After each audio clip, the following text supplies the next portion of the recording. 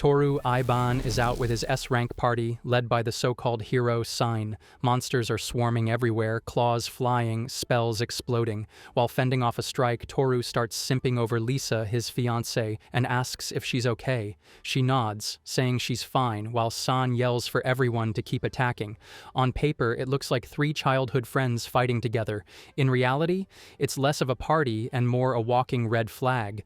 The mission ends. They regroup in a building, and Sain hits Toru with the dreaded "we need to talk." Nothing good ever comes after those words. He tells Toru straight up he's expelled from the party, like it's some casual HR termination. Toru knew he wasn't the strongest, sure, but this timing? Brutal. San even puts on a sad expression for extra drama.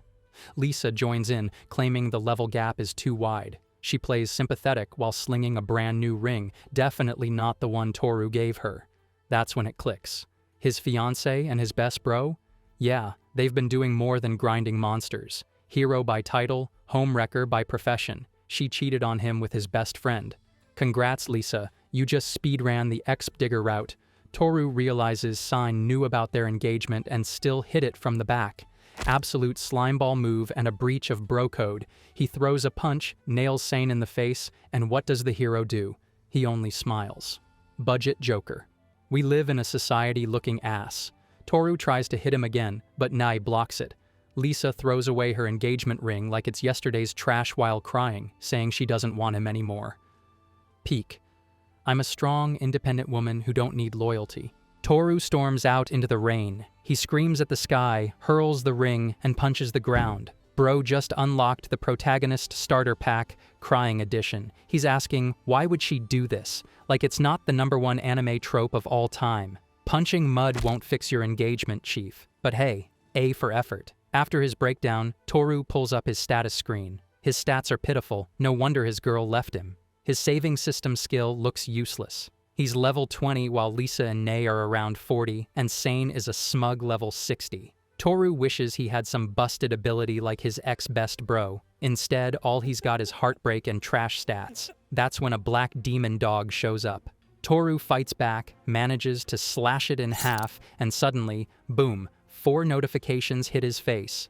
XP maxed. Payout increased. Level 300. Race evolved into Dragon Man. Bro didn't just level up, he downloaded the Furry expansion pack. From XP leech to walking raid boss overnight. Turns out his useless saving system was quietly stockpiling experience this whole time, waiting for the big payout. Years of grinding in the shadows cashed in at once. He worked harder than anyone, and it finally shows. From crying in the rain to one-shotting monsters, that's an anime glow-up Photoshop would be jealous of. Now level 300 and fearless, Toru travels to the neighboring country of Armand. He stumbles across a slave market looking for a trustworthy partner. The merchant flexes some overpriced stock. A lizard man for 30 million, an elf for 25 million. Toru's budget, a humble 1.5 million.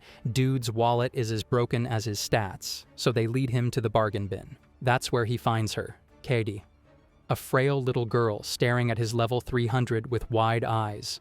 She's priced at only 110,000 because she's sick. Toru asks why she's so cheap, and the owner says she's incurable. Without hesitation, Toru buys her, carrying her on his back to a clinic. Classic I can fix her move. The doctor explains Kaidi has a rare disease affecting beastkin. No ears or tail, but definitely not human. The cure is a potion made from a dragon's heart. Kaidi gets sad, but Toru tells her healing comes first. If she wants to be useful, she has to live. That's all he needs to hear before heading into the forest. Now monsters take one look at him and scatter. They know they're dealing with a raid boss. Soon enough, a dragon roars, massive and terrifying. Toru charges head-on, no hesitation. The dragon swings its tail, tearing up the ground, but Toru leaps, blade ready, and slices clean through its neck. Dragon shows up roaring. Toru one-shots it like it was an overcooked rotisserie chicken. He hauls the heart back, makes the potion, and Kaidi drinks it. For the first time, she feels hope. They both crash from exhaustion. The next morning, Toru even takes the dragon meat to a chef, because why waste good loot? He feasts on dragon steak, then brings Katie a dragon burger for breakfast. Peak from heartbreak to fine dining arc. After eating, they shop for clothes and weapons. Kaede picks a fan blade, looking proud. She thanks him and calls him master. Toru asks her to stop, but she tears up and begs him not to abandon her. He reassures her he won't, and she brightens instantly. Poor girl's attachment issues are already maxed out. And just when Toru thinks he's got things under control, his skill limit suddenly breaks again. Toru stares at the endless wall of pop-ups like he just installed malware. His skill effects shoot up by 10 times, his aura gets beefed up, and even his busted saving system decides to spit out new skills. Experience multiplier and magic lending. Man went from useless NPC to shonen main character in 10 seconds. He tries to tone down his aura because poor Katie's looking at him like he just evolved into final boss. He helps her up and explains that his skills gave him more power. Katie looks at him with sparkly eyes and says, "Master is amazing. Classic simp energy." He checks his display again and notices most of his skills are suddenly level 50. The cap was supposed to be 10. Bro just jailbroke reality. 3 skills are still under repair, and Toru wonders what'll happen when they get released. Probably patch notes from God himself. Kaede nervously asks if he's fine. He brushes it off and asks if she wants anything. After thinking a bit, she requests soap. So, they end up in the bath together. Katie's embarrassed, but Toru plays dad mode and orders her to sit so he can wash her head. She resists, he insists, and honestly it's less romantic and more single father washing his kid's hair. While rinsing, he asks her breed. She admits she's a fox kin. Toru remembers hearing about golden foxes, but she doesn't show tails or ears. She explains some lore about God mixing beast ears and human ears. Toru just nods, but inside he's probably thinking, "Great, my first companion is a theology major." After bathing, Katie trims her hair. Toru says she looks beautiful, but she insists some strands aren't hair, they're her ears. She then drops her little creation theory, and they both clean up the mess. She smiles, saying she had fun today and wants tomorrow to be the same. Toru softens up, from slave market pickup to slice of life banter in one chapter. Next day, Toru heads to fix his swords. The blacksmith, a grumpy old man, basically robs him with repair fees. Worse, while cleaning, Toru accidentally snaps one of his swords in half. Smooth. He buys a new one, supposedly the sturdiest sword. First swing, snaps it again like a breadstick.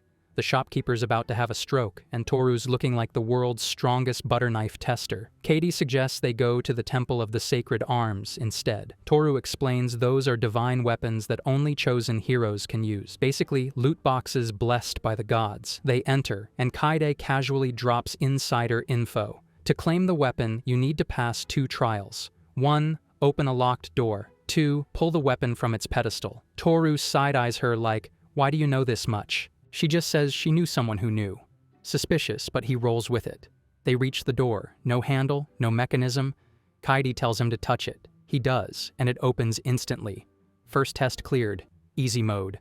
They walk down the hall and find a sword standing on the ground. Toru notices it's only got 1 handle, worries about adapting, but Kaede reassures him that sacred arms auto-adjust. Fancy. He grabs it, lightning surges, and he yanks it out like Excalibur. Congrats. Chosen one, you've got yourself a cheat code sword. Kaede claps and congratulates him, but Toru humbly says it was only thanks to her guidance. She insists he's the chosen one and would have gotten it anyway. He thinks back to his old party when no one ever praised him, and for once, he feels seen. Kaede beams and says now they can go on adventures together. Toru agrees, adding that when they hit the next city, they'll form their own adventurer party. From dumped loser to chosen one with a fox girl teammate. Not a bad rebound arc. We switch scenes to Sain's party. And by party, I mean Sain and Lisa grinding exp in bed while he thinks back to when Toru raged at him. According to Sain, Lisa was already his. Translation: he was smashing behind the curtain while Toru was still bringing her flowers. Bro's ego is so bloated he's probably convinced cheating counts as character development.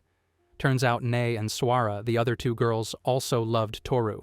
But thanks to Sain's busted cheat skill, demonic eye of lure, they're all following him now. Not because they actually like him, but because his skill is basically a thirst trap genjutsu, hero by class, ditty by choice. He even brags about making Lisa love him while Toru was around. Man stole the bro's fiancé right under his nose. Sain's ultimate plan is to find the Demon Lord, the once-in-a-century calamity. If he beats it, he racks up fame, money, and clout points. But when he tries to hunt a dragon for practice, he ends up screaming because someone else already soloed it. Spoiler, we already know who. He demands answers, but the old man on site just shrugs. Dragon's gone. Deal with it. Sain punches a tree as if it's responsible for his loser streak. Nay tries to distract him, telling him to come back and have fun. Lisa points out that no normal adventurer could have killed the dragon, and Sain's blood pressure spikes. He heads for the temple to grab a sacred arm, thinking he'll catch up to whoever did it. Instead, there's a twist. It's already gone too. The chosen sword got claimed by someone else. He stole Toru's girl, Bro stole his chance of being the chosen one. He wonders who that might be. He shoves Sawara when she tells him to calm down, threatening his own party. Yeah, this guy's spiraling. He sulks, thinking everything's been going downhill since Toru left. No kidding. The guy you called dead weight turned out to be the one carrying the squad. He suspects it's Toru who killed the dragon and took the sacred arm, and he's right. Sain just can't admit he fumbled his childhood friend and his fiancée in one move. Clown behavior. They reroute their plan again and aim for the dungeon of Luntada. On arrival, Sain asks a villager for directions. The dude just says, "Keep going forward." Sain follows and finds a massive hole in the ground. That's the dungeon. Epic. Man's chasing Toru's shadow like it's a side quest marker. Meanwhile, flashback to a month earlier. Kaede gets her adventurer card, basically her new ID. Toru reminds her not to lose it since it's her proof of existence. Their new party starts at rank B. Not bad, but way below his old S-rank team, White Fang. Kaede smells alcohol in the area, and Toru explains the city thrives on booze and entertainment. She also mentions the dungeon, and Toru agrees to check it out tomorrow. Kaede doesn't know much about dungeons, so Toru explains. Adventurers go in for 2 reasons. 1, grind monsters for loot and cash. 2, reach the core stone at the bottom, which grants rare skills and rewards. Easy tutorial vibes. Since Kaide's still recovering, they only hit the first floor. Inside, Kaede shows off her first spell, Wind Cutter, and wipes out multiple rats in one shot. Toru is shocked. She's better at magic than he expected. She jumps from level 1 to level 15 in under an hour. Bro's like, how? Then he remembers his experience multiplier skill. Basically, Katie's getting boosted harder than a pay-to-win account. By the 3rd floor, she drops Blizzard Blossom on a horde of ogres, freezing and shattering them all at once. Toru's jaw hits the floor. Kaede humbly says level 30 still isn't enough for a rear guard, proving she's both cracked and ambitious. Toru calls it a day since they're low on food and water. Just as they're leaving, Kaede finds a rare magic storage item that can hold up to 100 things of any size. RNGesus clearly loves this girl. At a restaurant later, Toru counts their cash while Kaede shares her meal with him, feeding him bites. Toru reflects, from betrayal to slavery auctions to dungeon grinding, his life actually looks brighter now that Kaide's in it. Classic. I can fix her turned into she fixed me. The next morning, Kaede wakes him up, and she's changed. She's now fully grown, rocking animal ears and a tail. Looks like fox-kin puberty hit overnight. Toru's about to realize his frail, sick girl recruit just unlocked her monster girl form. Toru is stunned when Kaede suddenly appears all grown up overnight. One second she was a frail little girl, the next she's taller, stronger, and rocking full fox girl vibes. He's speechless, but Kaede explains it casually. Once Beastkin hit level 20, their bodies force a growth spurt to match the sudden jump in power. Basically, puberty speedrun complete. Toru remembers his own glow-up from Chapter 1 when he jumped straight into Dragon Man mode. But here's the kicker. Katie's standing there with nothing but a towel. Toru panics, throws his shirt at her, and she drowns in the oversized fabric. Bro really unlocked dad mode in under 3 seconds. They head back out to buy clothes, and Kaede immediately starts flexing, dual-wielding her iron fans, blasting out magic like she's in an AMV compilation. Passers-by stop and stare, whispering like, "Where did this fox goddess spawn from?" Toru keeps cool on the outside, but inside he's thinking, this is either a blessing or my next source of trauma. Kaede promises she'll help make money, but Toru's got other plans. He's more focused on grinding levels than grinding wallets. So back into the dungeon they go. Kaide shows off, casting wind magic with one fan and ice with the other, blasting enemies in stereo like a magical DJ set. She skyrockets to level 50 before Toru can even yawn. And honestly, he does. Fights are so easy now. He's literally bored. Imagine flexing so hard you turn your master into a napper. Kaide even sets out a carpet, sits down, and offers her lap as a pillow.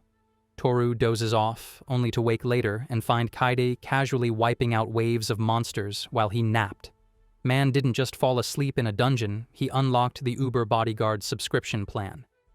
He checks her status out of curiosity, and while most of her spells look like standard mage skills, she's got a rare ability called Power Boost. Translation: she's cracked. By the time they hit floor 10, Kaide's steamrolling goblin riders left and right. Toru feels bad for the mobs. Goblin riders are supposed to be mini-boss material, but next to Kaide, they look like tutorial enemies. Then they push deeper. At floor 20, they stop to camp and eat soup. Kaide casually drops that she's already level 150. Toru almost chokes. This girl is breaking records while sipping broth. Toru asks if she has any tips for magic, and Kaide says the secret is all about image. So he imagines fire in his hand and boom, a spark ignites. It fizzles immediately, but hey, it's progress. Kaide teases him, saying it should be easy for him because, well, he's the main character. Bro just got roasted in universe. Back on floor 19, Kaide fights orc warriors, cursed skeletons, and even a minotaur. Toru tells her to be careful, but she nukes the entire squad with ice magic in one go. She turns around and asks if he said something, while her level ticks up to 200. At this point, worrying about her is like worrying about Goku getting jumped by street thugs. Finally, they reach the 30th floor and find the dungeon core. It's the jackpot. Toru tells Kaide to touch it so she can claim the reward, but she refuses. She says it was only thanks to him she made it this far, so he should be the one. Bro's about to get the MVP bonus from the girl who just carried him the whole way. Peak wholesome anime moment.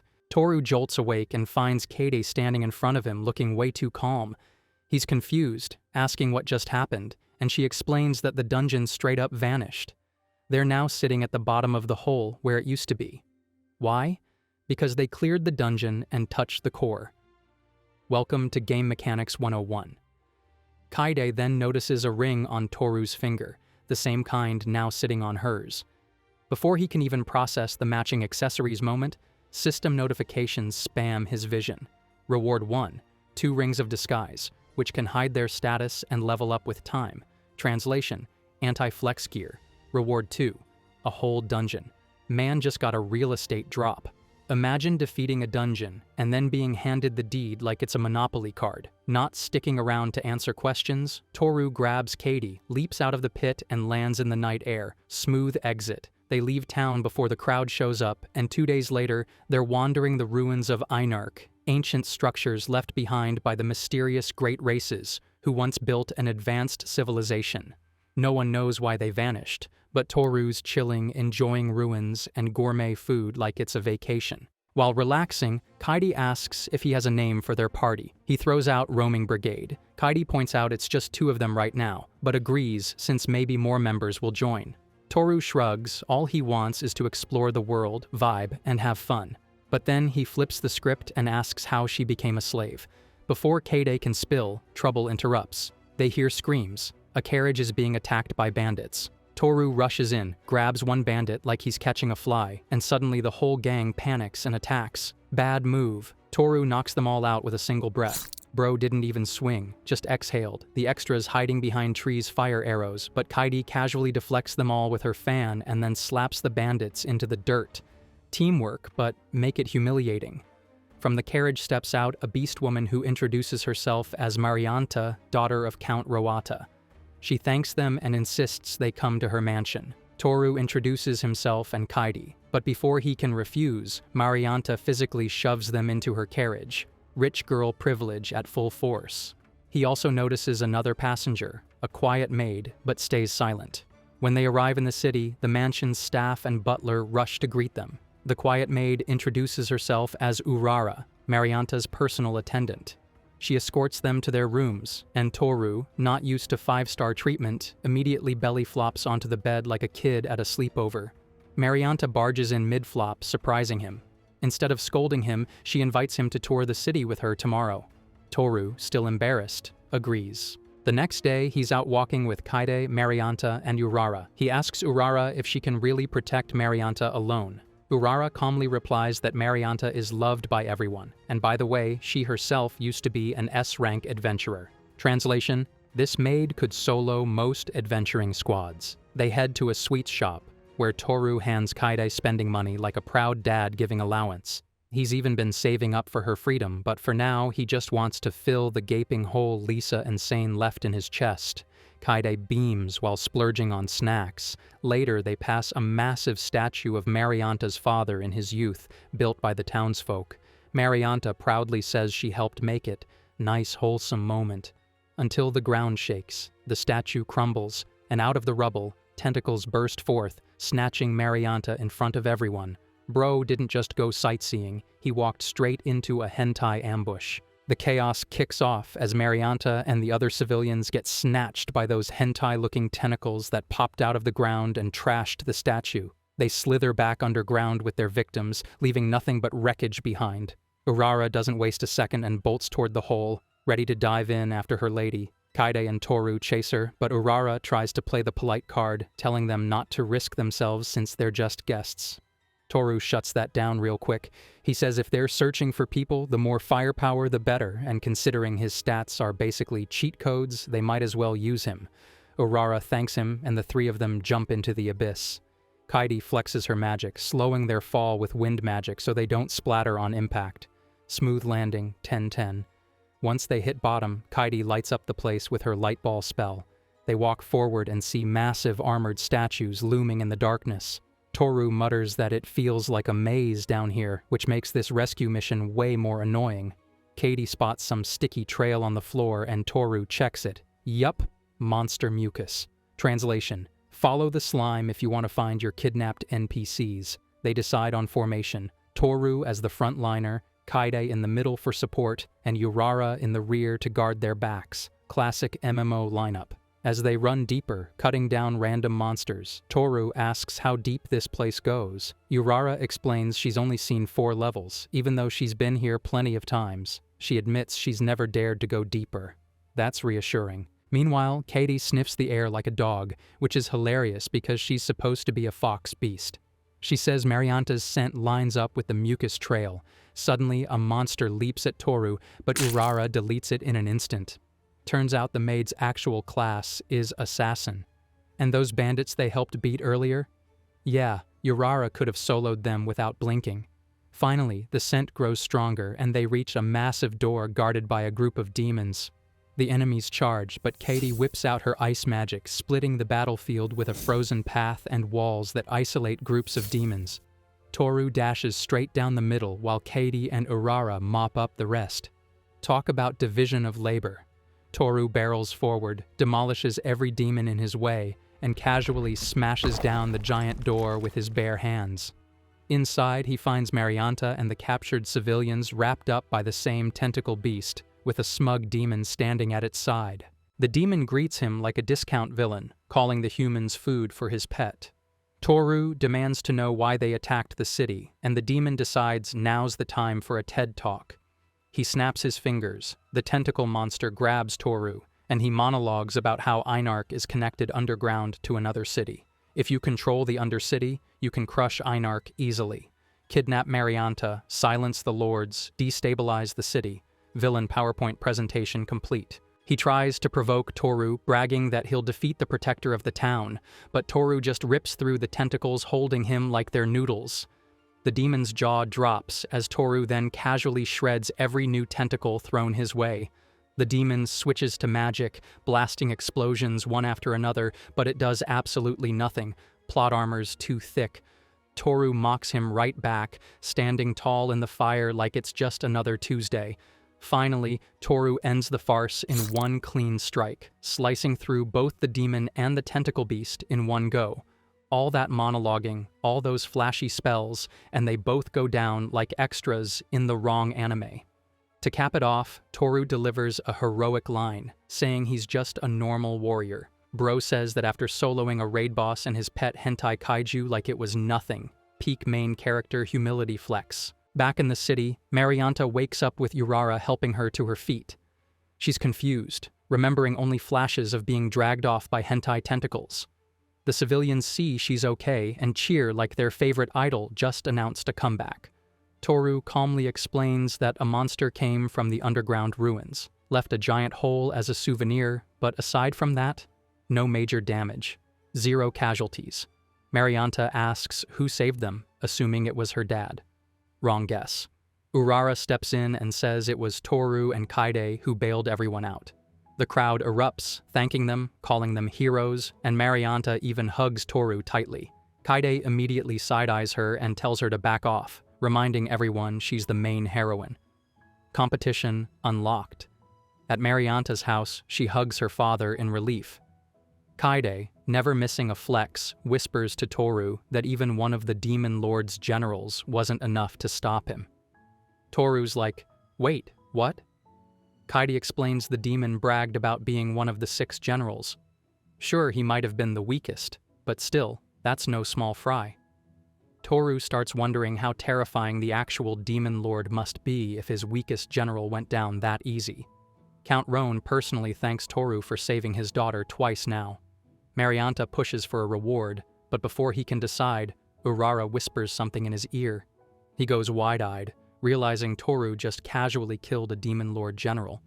He asks if Toru plans to go to the capital. Toru doesn't commit, so Roan says he'll send a letter of recommendation and that Toru is welcome in his home as long as he wants. Oh, and Marianta? She'll happily keep showing him around. Kaide's jealous meter spikes again. That night over dinner, Toru notices food on Kaide's face and gently wipes it off. Marianta watches, low-key fuming, then asks if Toru's free tomorrow. Toru says sure, but requests permission to explore the ruins. He wants to dig into the untouched dungeon left behind by the mysterious Great Race. Marianta insists on joining. Kaide protests, but Marianta plays the We're Friends Now card. Kaide sighs and agrees. Urara, of course, tags along. Toru sets the plan. He'll take the front, while Kaide and Urara escort Marianta. The next morning, Marianta shows up in full knight armor like she's cosplaying as Saber from Fate. Toru takes one look and says, "Nah, that clunky gear will just slow you down." She reluctantly changes. Down in the ruins, Marianta explains that the first and second floors are mostly explored, but beyond that, it's unknown territory. Toru says they'll skip the easy stuff and head straight into the danger zones. On the way, Marianta asks what his party name is. Toru proudly tells her, "Roaming Brigade." Kaide sniffs the air and detects demons ahead.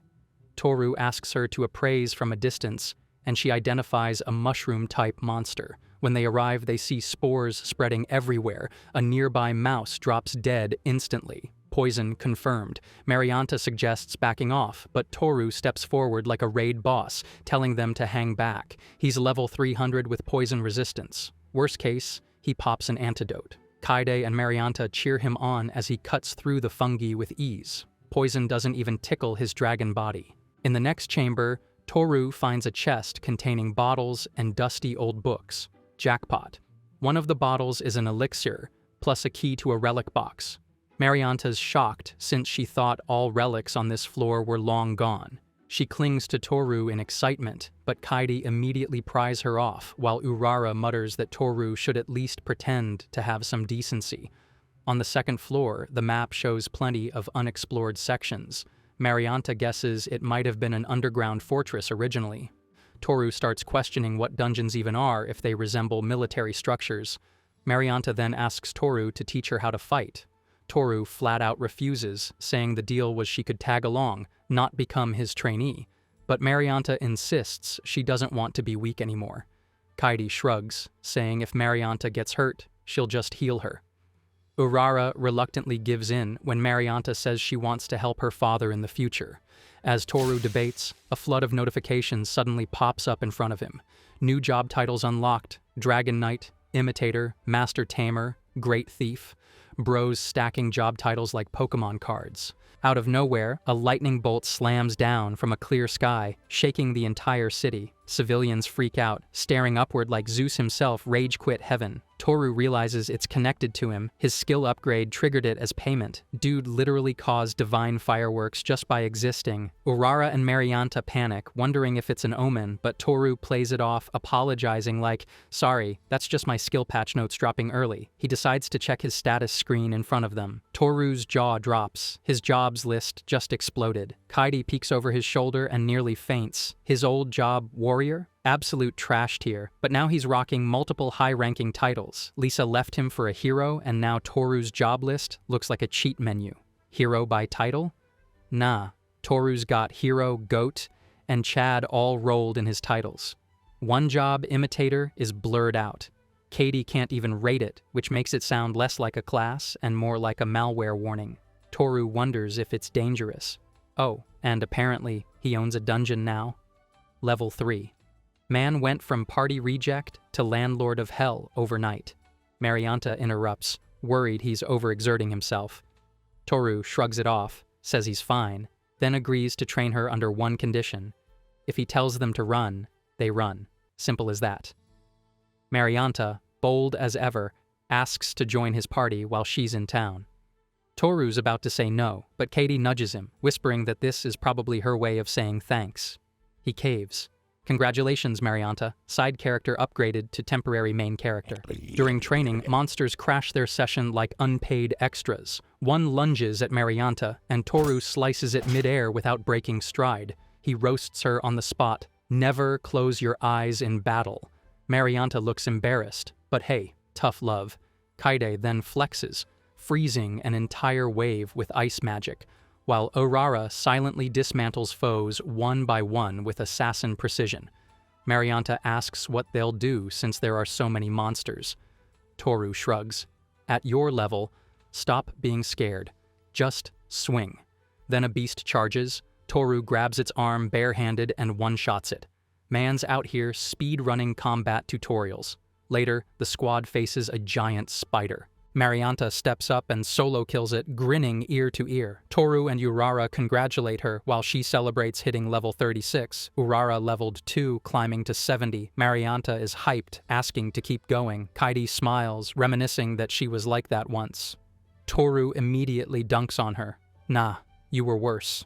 Kaide's stunned Pikachu face says it all. Marianta pushes them to explore more, and Toru agrees. They hit what looks like a dead end, but Toru senses something's off. He taps the wall, slices a hole with his finger like it's cardboard, and reveals a hidden chamber.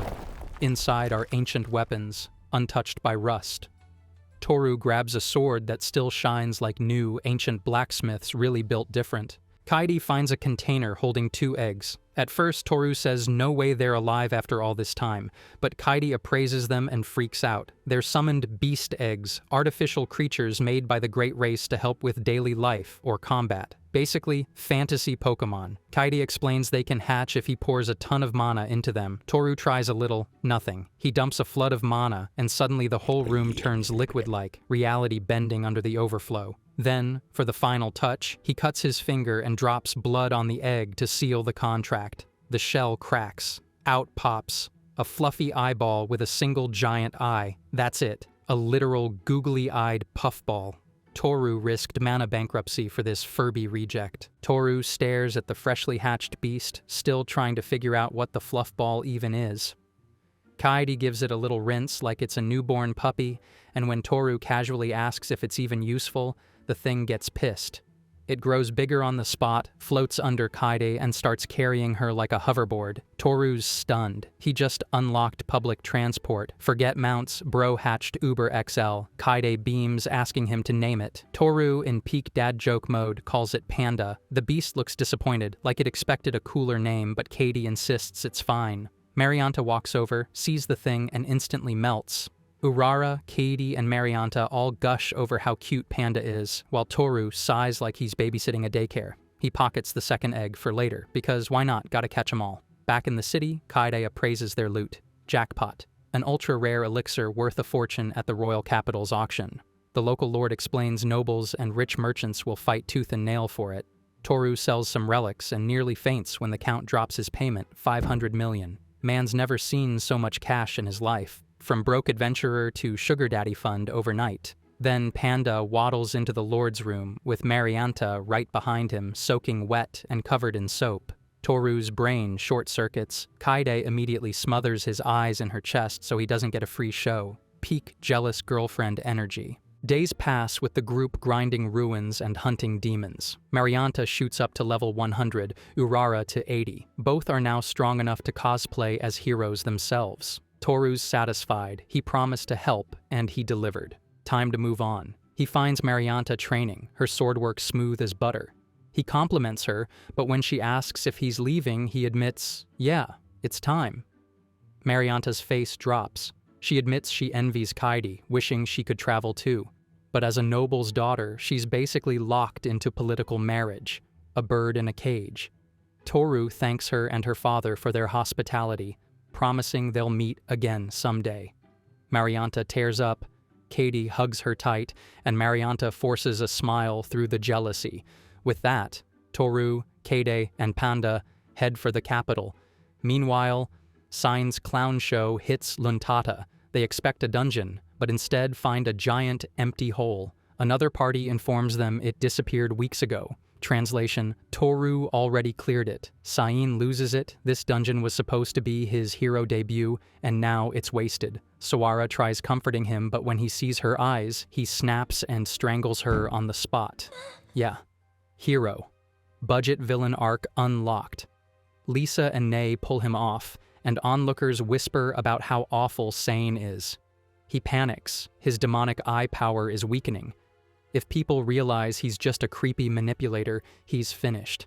So he re-brainwashes the girls into submission and drags them away. Lisa suggests returning home to regroup. Without a sacred sword, their plan is doomed. But San refuses. He can't crawl back to King Balsail and admit failure. Instead, he schemes to steal another sacred weapon from a different country. They set course for Einarch, only to find, again, the ruins already cleared. Toru, baby. Roaming Brigade's name is all over the report. When Marianta herself walks in, Sain perks up. He tries to brainwash her, but his demon eye fizzles. A display bluntly tells him her level is too high. This man calls himself a hero and gets level too low error messages. Marianta pulls her sword, ready to cut him down, and her father steps in, telling Sain flat out, Toru has not only the strength, but also purity of heart, something Sain will never understand. Translation: get out, you discount villain. Humiliated, Sain storms outside and destroys a tree in anger. His party begs him to retreat, but he's too far gone. He screams that they're going to Armand, no matter what, and that he'll claim the sacred sword there. The desperation is real. This man's whole personality is tied to being the chosen one, and now Toru keeps stealing his thunder. Hero by title, clown by nature. Toru and Kaide are out here casually bullying dragons. Kaide freezes them with her ice magic while Toru lets his new summon, Rosuke, flex. Rosuke wipes out multiple dragons like it's nothing. They sit down to rest, and Kaide admits she still can't believe the second egg actually hatched another beast. And this one's completely different from Panda. Toru explains Panda is basically public transport, while Roski is their fighter jet. Bro really hatched Uber and Air Force One. Of course, Panda gets jealous. Toru calls Rosuke more useful, and Panda takes it personally. Kaide giggles, saying she can understand what Panda's saying, and the two beasts start competing. They rocket into the sky, but Panda taps out halfway like a cheap drone with dead batteries while Rosuke shows off by going higher. Toru jokes they could probably use him as a rope if needed. Panda's ego just took critical hit damage. Toru's stomach growls, and Kaide insists on cooking. He's worried, since this girl looks way too excited with an apron. Turns out Urara gave her some lessons back in Einarch. She chops up bullfrog meat, tosses in sketchy-looking mandrake and scutellaria for seasoning. The pot turns purple, not exactly Michelin star color. Even plot armor is sweating. She hands him a bowl nervously. He takes a spoonful. And surprise, it's actually good. Toru compliments her. Kaide hugs him tight, tail wagging like crazy. He touches it without thinking, soft as hell, and she gets flustered. Bro just discovered the cheat code to fox girl affection. Before they can vibe any longer, dragons roll up, drawn by the smell of Kaide's cooking. She offers to handle it, but Toru lets Rosuke show off instead. Rosuke wipes them all in seconds, and Toru realizes summoned beasts might be busted, or maybe it's his master tamer job breaking the game. Either way, he's basically running Pokemon on cheat codes. They finally reach the royal capital of Armand. The place is huge, packed with shops, rare goods, and famous adventurers strutting around like they're on a runway. Kaidi is hyped to explore, but Toru reminds her they've got business, delivering Count Roan's letter to Jonathan Rockbell, a shipping magnate in the capital. Before they can relax, chaos erupts. A monster pulling a carriage goes rogue in the streets. People scream, soldiers panic, and two brothers, the Saul brothers, try to play hero. They block Kaide, sneering that it's shameful for a woman, especially a slave, to protect a man. Misogyny speedrun. Kaide's about to ice them on the spot, but Toru tells her to chill. The brothers promptly get launched into the stratosphere by the rampaging monster. Instant karma. The monster charges toward a house where a woman and child stand frozen. Toru steps in, stops it with one hand like it's a misbehaving shopping cart, and saves the day. The merchant riding it thanks him profusely. Toru immediately asks about Jonathan Rockbell, and the merchant personally escorts him there. Inside, Jonathan, the big boss of the shipping company, greets them. He thanks Toru for saving his vice president, the idiot merchant from earlier, and takes Count Roan's letter. After reading, Jonathan raises a brow, clearly impressed. Whatever's in that letter, Toru's got clout now. Jonathan hints that Toru must have done something massive in Einarch, but doesn't spell it out. He tells him to return tomorrow night for business and to dress better. Translation: Congrats, peasant, you've got a VIP appointment. Try not to show up smelling like dragon guts. Toru and Kaide clean up for their special meeting, both dressed in formal clothes. Toru looks like he's wearing a straitjacket, stiff as a board, clearly hating every second. A fancy carriage rolls up and Jonathan himself steps out, welcoming them like they're VIP guests. Once inside, Jonathan lowers his voice and warns them not to tell anyone where they're going. Toru instantly suspects some shady deal. What is this, a black market side quest? But Jonathan assures him, no. It's a secret audience, the kind where commoners normally don't get invited. Translation: They're about to meet someone way above his pay grade. Toru asks about Count Roan's request in the letter. Jonathan explains that the request was exactly this, arranging the meeting. Jonathan promises it'll be worth it and says Toru won't regret it. Toru's skeptical, but he's dragged along anyway. They arrive at a massive castle and are led inside. Toru immediately puts two and two together. Yeah, they're about to meet King Armand himself. Sure enough, the king enters with 2 guards and declares this an unofficial audience. If anyone asks, it never happened. Classic this message will self-destruct vibes. The king cuts straight to business. He needs Toru to handle a threat, the Death Ant Queen. Supposedly, this demon can wipe out armies like they're ants themselves. Toru asks if the king seriously expects just him and Kaide to do the job instead of sending troops. The king admits the army's already in tatters. Villages are being erased in days. Soon, the capital itself will be under siege. He's desperate. The king offers Toru a fat reward, a noble title, his own land, and the official rank of hero. Toru doesn't even blink. Nah, just give me money. Hero by action, accountant by heart. The king's jaw practically hits the floor, but he agrees. 300 million. Toru accepts instantly. Kaide just nods like she expected him to sell out this hard. Next day, Toru, Kaide, and the corps commander head into the forest. The battlefield is littered with corpses from the last army that tried. Kaide, with her adorable cluelessness, asks, So, are these death ants dangerous? Both Toru and the commander look at her like she just asked if water is wet. Even kids know death ants are a nightmare. Bro's dating someone with the common sense of a rock, but she's cute, so he lets it slide. Soon, Kaide senses monsters all around. The commander realizes they've already stepped into the ants' territory and starts panicking. He's convinced sending 2 random adventurers was a mistake. Of course, he doesn't know Toru is basically a one-man raid boss. Toru cuts down swarms with one swing, while Kaide crushes dozens into the dirt with air press. She follows it up with a tag team combo of twin tornadoes and ice age that flattens the entire area. Toru facepalms, she really just nuked half the forest. Kaide shrugs, admitting she's a bit rusty at controlling her magic. Girls out here terraforming for fun.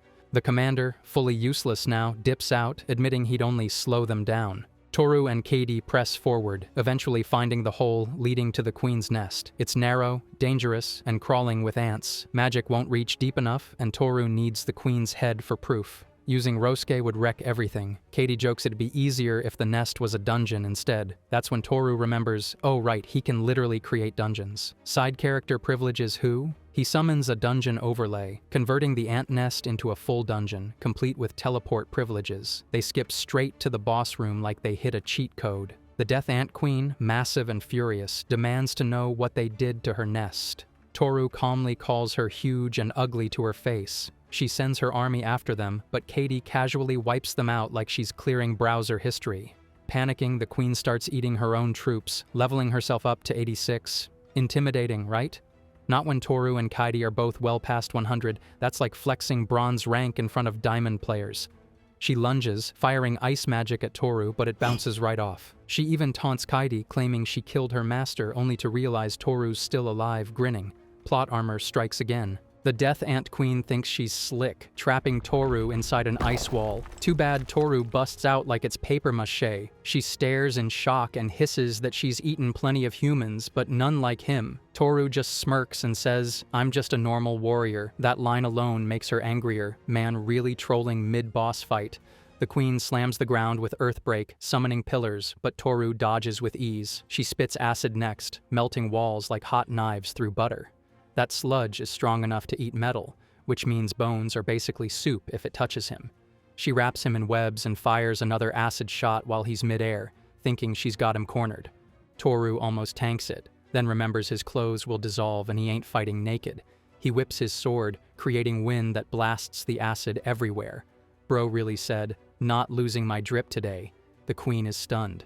Toru declares it's time for her head, and suddenly she realizes, even at level 100, she's food on his plate. She throws everything she has, last desperate attacks, but Toru leaps over them and slices her head clean off in one strike, from raid boss to raid loot in seconds. Kaide runs over and congratulates him, asking if they should keep exploring. Toru wonders if dungeon owners can auto-clear rooms. Right on cue, a display pops up showing the monsters he spawned already slaughtered every ant on the other floors. Basically, he just subscribed to dungeon cleaning services. Even decapitated, the queen's head keeps screaming, trying to curse him. Kaidi's had enough of the noise and casually chucks the head into magic storage like she's muting a toxic teammate. Problem solved. Later, Toru hands the head to Jonathan, who confirms the kill. Toru comments that there weren't as many ants as advertised, and Jonathan explains it's because countless soldiers already sacrificed themselves, thinning the swarm. Now that the queen's gone, the kingdom can finally breathe. Toru nods, but his mind's already on the important part, money and connections. Saved a country, bagged cash, and now tied to both Jonathan and the king, all dubs. Before he can relax, soldiers rush in. They recognize the roaming brigade name and shower him in praise, calling him the savior of their homeland. Toru takes it awkwardly, but Katie looks like she's won the lottery hearing it. At the royal castle, a full ceremony kicks off. Nobles, citizens, soldiers, everyone's watching. The announcer calls for silence as King Armand himself steps forward. Toru and Kaide kneel. The king hypes up the defeat of the Death Ant Queen, claiming it was a huge feat even though the army softened things up. He thanks them personally and drops the reward, 700 million gold. Toru's eyes practically pop out. Hero by action, accountant by heart, cashing in again. But the king isn't done. He gives them a second reward, the official title of hero. Not just Toru, but the entire roaming brigade. That's never been done before. Usually, only individuals get the title, not whole parties. The king tells Toru he can reject it or pass it on later, but Toru accepts. Kaide beams, saying her master deserves it. The king declares them heroes of the nation, crowd roaring. Toru tries to smile through it, but deep down he's annoyed. Dude didn't even want the spotlight. Now he's on the kingdom's main stage, whether he likes it or not. We cut back to Sain's POV, the bargain bin hero still coping. Word spreads of a new dungeon near the capital, and the gossip says it's tough, barely explored, and packed with rare monster drops. Nay even mentions the loot is supposed to be valuable, but the moment Sain hears it, his ego lights up. He declares they'll clear it and make him famous, chasing clout harder than a wannabe YouTuber. They trek through the forest Kaide already nuked earlier with her magic. staring at the destroyed biome like, wow, nature really speedran climate change. When they see the warped land, they even wonder how it changed so fast. Soon they come across a bunch of adventurers camping with tents. Sain appraises them, notes they're all level 1025, and sneers, calling them trash thieves not worth dealing with. Which is ironic, since he himself is one bad fight away from respawning at the Losers Guild. Inside the dungeon, the group tries to speed clear, but instead of weaklings, they stumble into orcs that are seriously high level, including one monster at level 52. Sain has never seen anything like it. Nay points out orcs are usually only around level 20 and asks if he even checked properly. Instead of owning up, Sain blows up at her like a classic angry boss who's always wrong. The fight turns ugly fast. Suara gets injured and can't move, which makes Sain instantly label her as useless. Then, an orc lands a solid punch that smashes Sain into a wall, while Lisa hurls fire and Nay swings fists. Sain drags himself up and tells them to get out of the way because he's about to use his secret weapon, lightning. Lisa moves Suara aside, Sain blasts all the orcs at once, and nothing happens. 0 damage, his so-called trump card is basically a glowstick rave. He even admits he's out of magic and barks at Lisa to do something, so she tries dream magic, which also fails. The truth is simple, none of them trained properly. Sain then orders Lisa to throw up a wall. She summons Earth Wall, but the orcs smash straight through like it's drywall, forcing Sain to shout for retreat. Lisa reminds him that Suara is unconscious, yet he tells her to drag Suara herself while he bolts for the exit. The party flees, but once outside, exhaustion hits. Instead of reflecting, Sain turns on Lisa, punching her and yelling that she's dragging him down by not using her magic better. He claims all 3 women are slowing him down. Lisa apologizes, but when he goes for his sword, she snaps back, saying that if Suara hadn't fainted, she could have done a lot more. Nay steps in and blocks the fight before it escalates, while Suara weakly apologizes for being a burden. Adventurers nearby start whispering about the so-called hero who beats on his own team, and Sain quickly reins himself in once he realizes his brand image is tanking. Still stewing, he thinks the party has gotten weaker and even remembers how Toru always managed to do something no matter what. Then, he notices other adventurers strolling out of the dungeon with loot, bragging about fat XP gains and excess items. Lisa suggests asking them for advice, but Sain's ego immediately rejects the idea, saying it'll make him look weak. Yet when he appraises them and sees they're level 30, he suddenly changes tune, walking up to chat while Lisa, Suara, and Nay rest. Of course, in reality, his plan is to rob them once they split up, because in his head, his level makes him untouchable. When he actually tries, it goes south instantly. He attacks one of them but doesn't notice others nearby, who happen to be handling business behind a tree. One of them suddenly flings their waist at him, landing a direct shot right in his mouth. The self-proclaimed hero of the kingdom just got slapped with a diarrhea tornado. He staggers back toward his group covered in filth, croaks out that negotiations failed, and the girls instantly recoil. Covering their noses, they order him to wash in the sea before even thinking of standing near them again. Meanwhile, across town, Toru and Kade are living their rich people arc. They're in a mansion in the capital of Armand, dressed in masks and fine clothes, drinking at an auction thanks to Count Roane's invitation. Panda pops out of his seal like an impatient toddler, earning a scolding from Toru, and when Kade asks why they're sitting so far in the back, Toru admits he doesn't know how these high-class events work. Better to just watch. The night before, Count Roane had actually visited Toru's room, thanking him and calling this auction ticket a gift. He even mentioned Marianta training to become a future wife, dropping hints about how commoners who become heroes can marry noble women. Toru, dense as a rock, completely missed the subtext. Before leaving, Roane advised him to attend the auction but watch from the back. And so, here they are. The auctioneer steps up and explains the rules, saying whoever bids the most money wins the item. The first item is a giant diamond, quickly sold after a flood of bids. Next is an ability blocking scroll, starting at 1 million, which Toru scoops up dirt cheap because the nobles don't care about practical relics. Kade asks what it does, and he explains it's an ancient relic that shuts down abilities and can't be replicated. She wonders why he was the only one interested, And Toru shrugs, pointing out the upper class would rather flex jewelry than power. The next item is a life extension potion, rare enough to save its owner from death once, and it skyrockets from 2 million to 850 million. After that, a high elf slave sells for 500 million. Then comes the star attraction, a fairy glowing with wings full of dust that can make people fly. It starts at 5 million, and bids explode into the stratosphere. But as the crowd yells, Toru suddenly hears a voice in his head, crying for help. He asks Kaide if she can hear it, but she looks confused. The voice insists again, "Help Frau." Toru stares at the cage and realizes the voice belongs to the fairy herself, begging him to free her. While everyone else sees an item, he hears a girl trapped in lootbox hell. The fairy's voice cuts straight into Toru's head, pleading for him to free her while nobles throw money around like it's a flex. Toru realizes it really is the caged girl begging him for help, so he immediately throws down a 600 million gold bid that shocks the room. A noble instantly counters with 630 million, glaring at Toru and outright declaring he won't let him have the fairy. Toru, ticked off, fires back with 800 million and the two volley prices until Toru drops the nuclear option at 1 billion.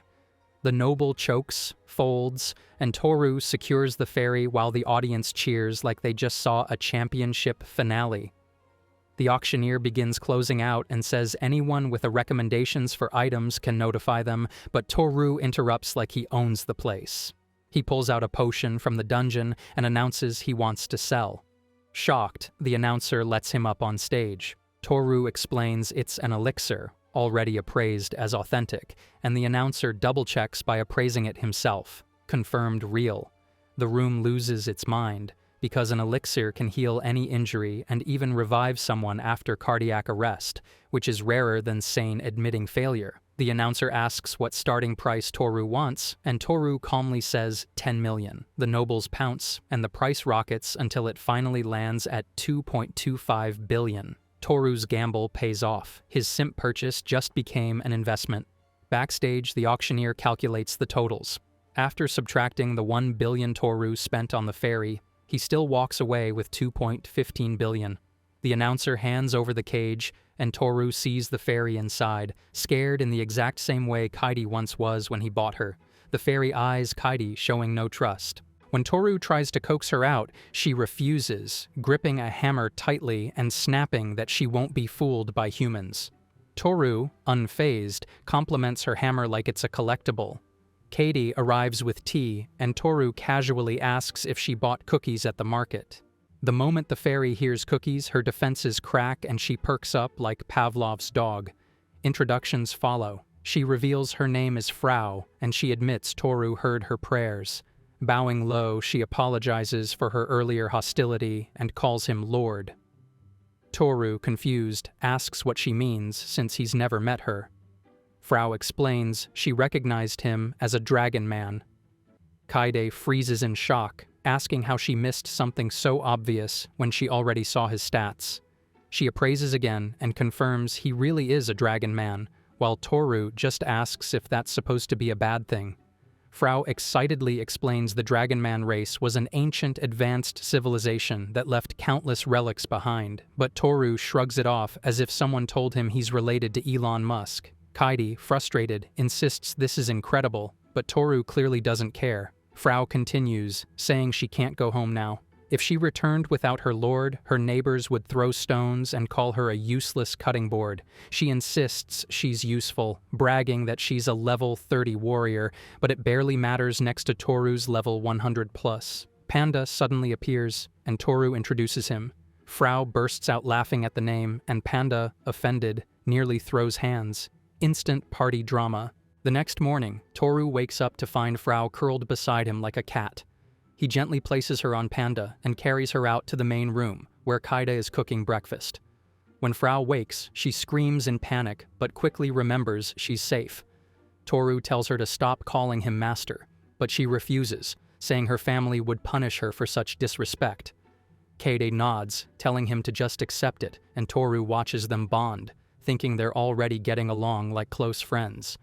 Kaida asks how long they'll stay in the capital, and Toru says about a week since he has no plans yet but would rather go somewhere with rare objects.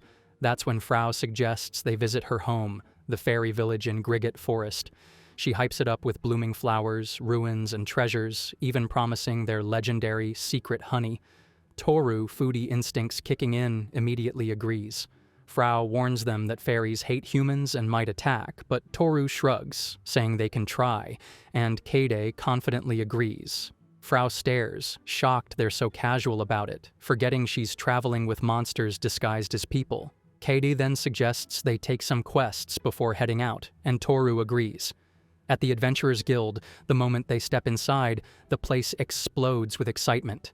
Adventurers rush them with handshake requests, autograph demands, and even marriage proposals. Frau blinks, bewildered, asking why no one told her she joined a party of celebrities. The guildmaster himself arrives and declares the roaming brigade is no longer B rank but has been promoted to S rank, officially recognized as heroes of the country. Toru panics under the spotlight and tells Kaide to cast a blinding light orb, letting them slip out unseen. The adventurers scramble to find them while Toru mutters that they won't be able to visit the guild anymore because of all the attention.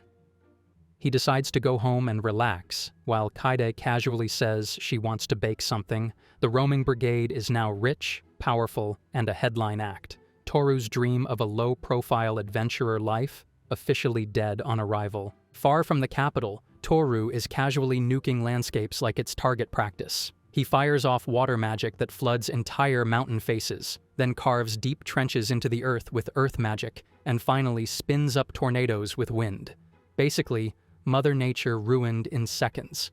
In the middle of all this, Kaidi's skirt flies up, and Toru, true to his degenerate instincts, abuses wind magic again, just to see it happen twice. The guy went from raid boss to certified perv speedrunner. Kaide blushes and scolds him, saying that even if she's technically his slave, his magic is far too unstable to use so recklessly. His accuracy is trash, stormtrooper level at best. So if he unleashed that inside a city, innocent civilians would get one shot for free. Toru sulks, complaining that he has unlimited mana and 4 elements yet nowhere to flex it. He even tries to forge a flame sword like the ones in his childhood dreams, but it's too powerful and nearly flambés Frau in the process. Protagonist brain strikes again. Suddenly, a display pops up saying his dungeon has leveled up to level 5, along with a bunch of other notifications he can barely keep up with. Kaide mentions that people in the capital are buzzing about a brutal new dungeon stacked with rare drops, and Toru realizes it's his, the one that spawned from the Death Ants, which is now basically farming adventurer tears.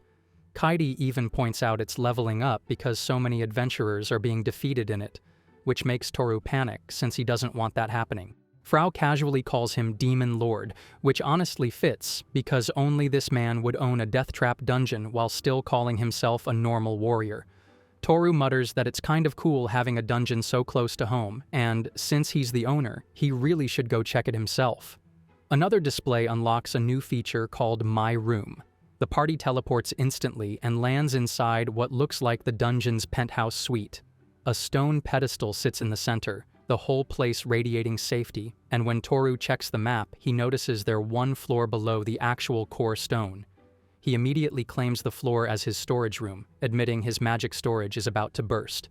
Kaide asks shyly if she can use some of the space, and Toru tells her she can use as much as she wants. She eagerly opens boxes and pulls out some shirts, and Toru notices one is his, randomly gone missing.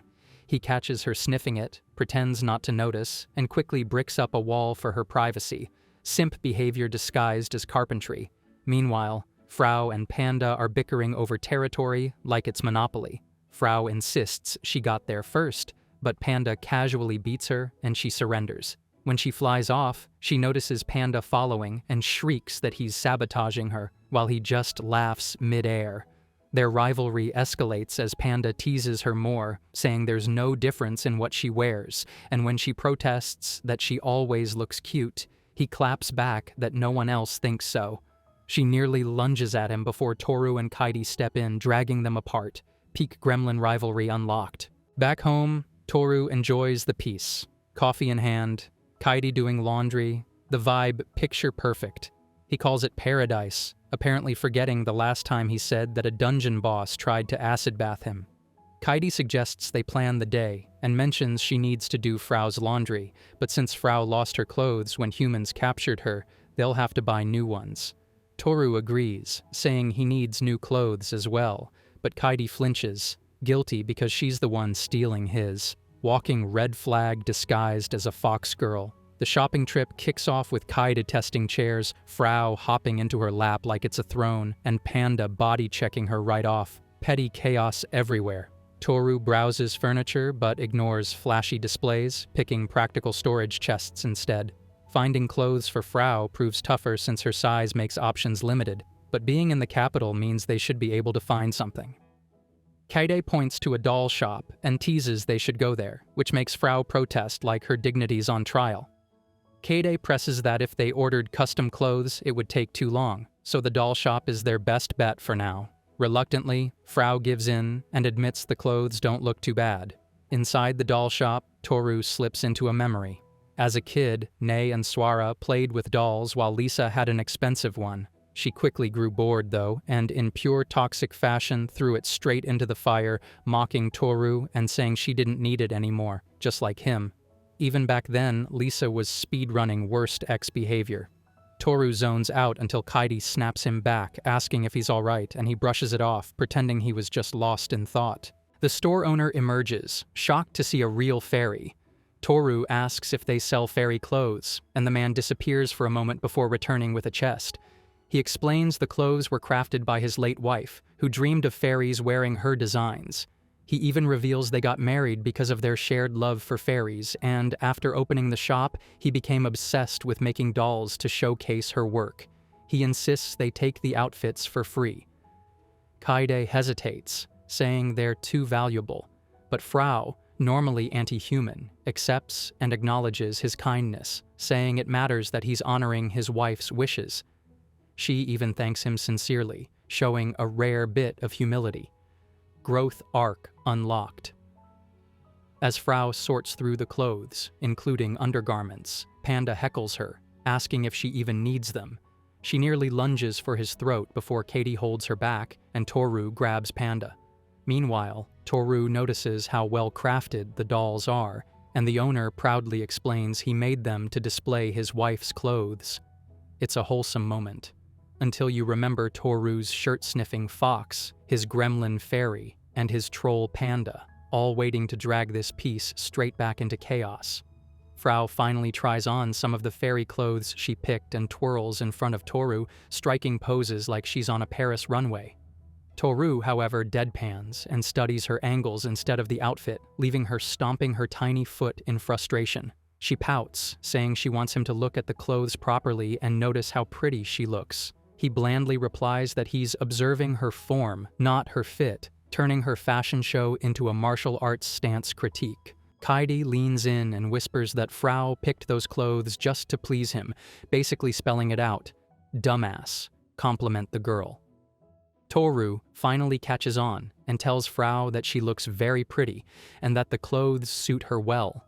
Instantly, Frau's mood flips from pouty gremlin to smug fairy, soaking up the praise like dopamine on tap and radiating tail-wagging energy without even having a tail.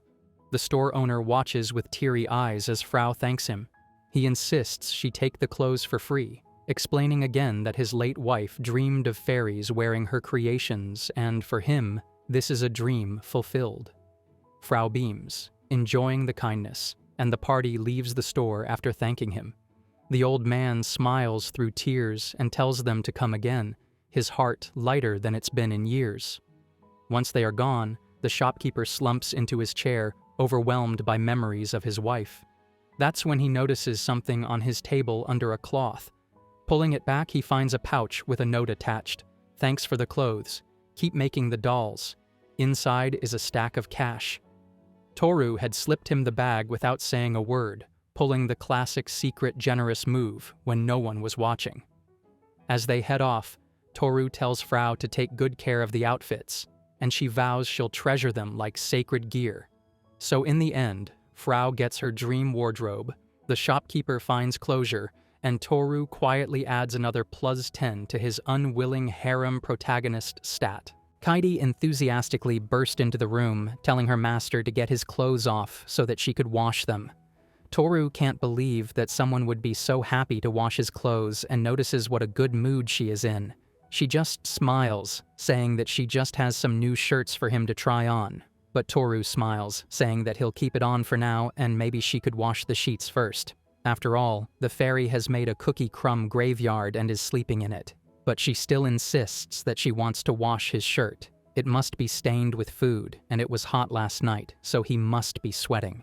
Toru scratches himself nervously, saying that he is afraid that he will smell bad, but she immediately shuts that down, saying that the master always smells so good. He casually takes off his shirt and is glad that she doesn't mind him being a stinky jock. As soon as she takes hold of the shirt, her inner freak comes out and she starts sniffing the threads out of it while wagging her tail enthusiastically. Toru decides not to pay it any mind, and he comes up to a beautiful breakfast with scrambled eggs, coffee, and bread. He wonders if something is different today, and Kaidi says that she bought it from a bakery recommended by the neighbor's wife. He is glad that it's from a bakery and not the death oven she usually goes to.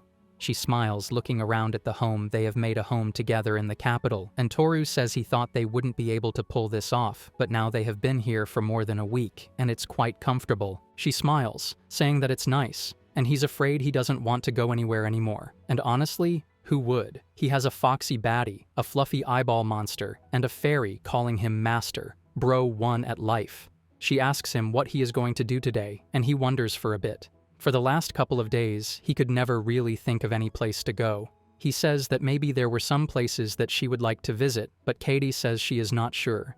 She finally comes up with an idea, then maybe they could go shopping together. Even if she is a furry nuclear missile, she is still a teenage girl at heart, and she is also dying to try the food. After all, they are running low on food thanks to a certain fairy that has the appetite of a giant. He decides that they should go shopping, and he gets up, decides to do the dishes, but he notices Panda smashed through the glass window. He yells at Panda and the fairy to come back and stop with their generational beef, but it looks like both of the troublemakers have escaped. Later, he goes to the town square, and a man says that sandstorms have recently been brewing around the fields of Armand. His fellow says that it is happening in the desert too. It might be because of the extreme weather, tornadoes, heavy rain, and earthquakes are also coming out of nowhere. There is an imbalance in the ecosystem. Looks like climate change has also reached this world, and the guild hasn't stopped putting requests to hunt the responsible worms because these worms can regenerate even if a single cell is untouched. Toru decides not to pay it any mind. He later shops for tomatoes and veggies, commenting how they all look so fresh. The capital is rich in fresh food. He also decides to get some canned food in case a world-ending cataclysm happens. She wonders if they are going to resume their journey, but he says that they have spent a lot of time in the capital, and it's time to move on. She falls silent and says it's a bit sad to say goodbye to everything they've established here, and sure enough, he sees more and more faces from the past. He felt it was better to stay here, but there's one part of him that can't forget what happened when his bro broke his heart and his girl's back. This is a journey to heal himself, and a journey to clear his mind, so he shouldn't remain motionless. He smiles, telling Kaide that they should go. They come up to a densely populated market square, and they are finally done with their shopping list. Toru notices a woman looking around in panic, asking if he has seen any little girl around the age of 5. They've been separated. They decide to help her out, look out for her, and ask how she looks. She thanks them and says that she wears clothes with a big bear on them, and her hair color is brown. Toru smiles, saying that will be enough. He'll find it no matter what. He will use his Diddy senses. Kaidi decides to look in the other direction, and the mother should stay close so they can be together. He yells at Kuman, asking where it is. They yell Kuman's name, saying that her mother is looking for her, but it's more complicated than they thought. It looks like she's left the market. He wonders if she's been kidnapped, and that would complicate things. He decides to look at the surroundings, and by surroundings, he means a kebab stand. But he decides to stop simping for food for now. He needs to focus. He decides to go with a brilliant idea. Since Kaide is a fox, she should use her enhanced sense of smell to follow Kuman.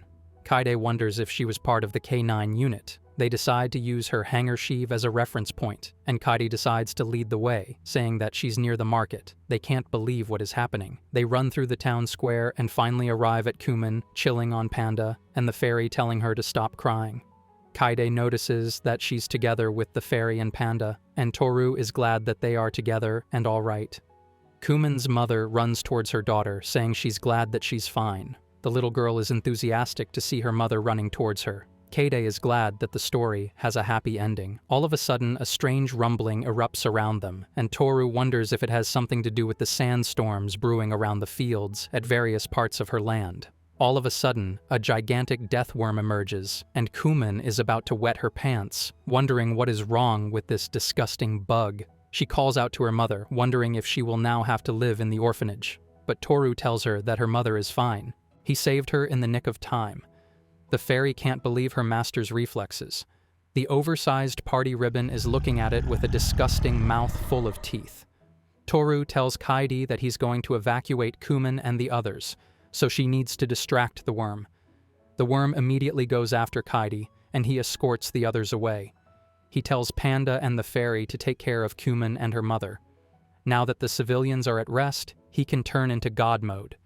It's his responsibility to take care of it because most probably his little terraforming adventure is what disturbed the worms. But he won't regret it for one bit and just beat the worm into submission. Meanwhile, Katie is busy giving the whole city a good view of her cake. She realizes she's gone far enough. The people are far enough for now. All of a sudden, the worm shoots a thick jet of white liquid at her. Ayo pause. Only Toru can shoot a thick stream of white at her. He tries to rescue the baddie by cutting the worm off with a single karate chop, but the worm instantly regenerates into another mouth. He wonders what the hell is happening. 3 adventurers also said something like that. He asks Kaide if she's okay and if she has suffered any damage.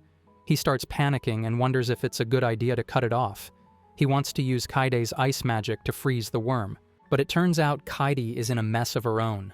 The strange liquid from earlier is melting her clothes away, and she's busy covering her milkers and her forbidden territory. She tells Toru not to look at him, and Toru is on the verge of having a massive nosebleed. He stutters that they need to do something about the worm, and Kaide says that ice magic is impossible. She did bring her iron fans. He wonders what they should do. She explains he will have to use his magic even though they will all end up dying because of his amazing self-control. She volunteers to find another way and cartwheels towards the oversized bug. Toru really wishes that he had a giant can of bug spray. Because it can regenerate, he can't kill it the same way he usually does, so he needs to find a way to stop its regeneration. Kaide, on the other hand, is trying to provoke the worm. If only she could have more space to use magic. As soon as he hears her ask for space, he gets an amazing idea. He tells her that when he gives the signal, she must use her wind magic. Toru starts grappling with the Alaskan bullworm, and in a contest of strength, he sends the worm flying through the air, and with a burst of wind magic, it soars even higher. He's glad that now he will be able to unleash his full power without the fear of destroying anything. As soon as he lets loose, a gigantic meteor blazes in the sky. It looks like there is a second sun in the sky. Toru just smiles, completely frying the worm from the inside out. Kumin is glad that she's been saved, and she even taunts the fairy for having little breasts. The fairy angrily stomps on Panda, wondering if this is the way she thanks her. And Toru is just glad everything turned out fine and no one was hurt. It's getting late, and they decide to head back home. He tells the fairy that she did a great job protecting Kumin and her mother, but she is not satisfied with the head pats.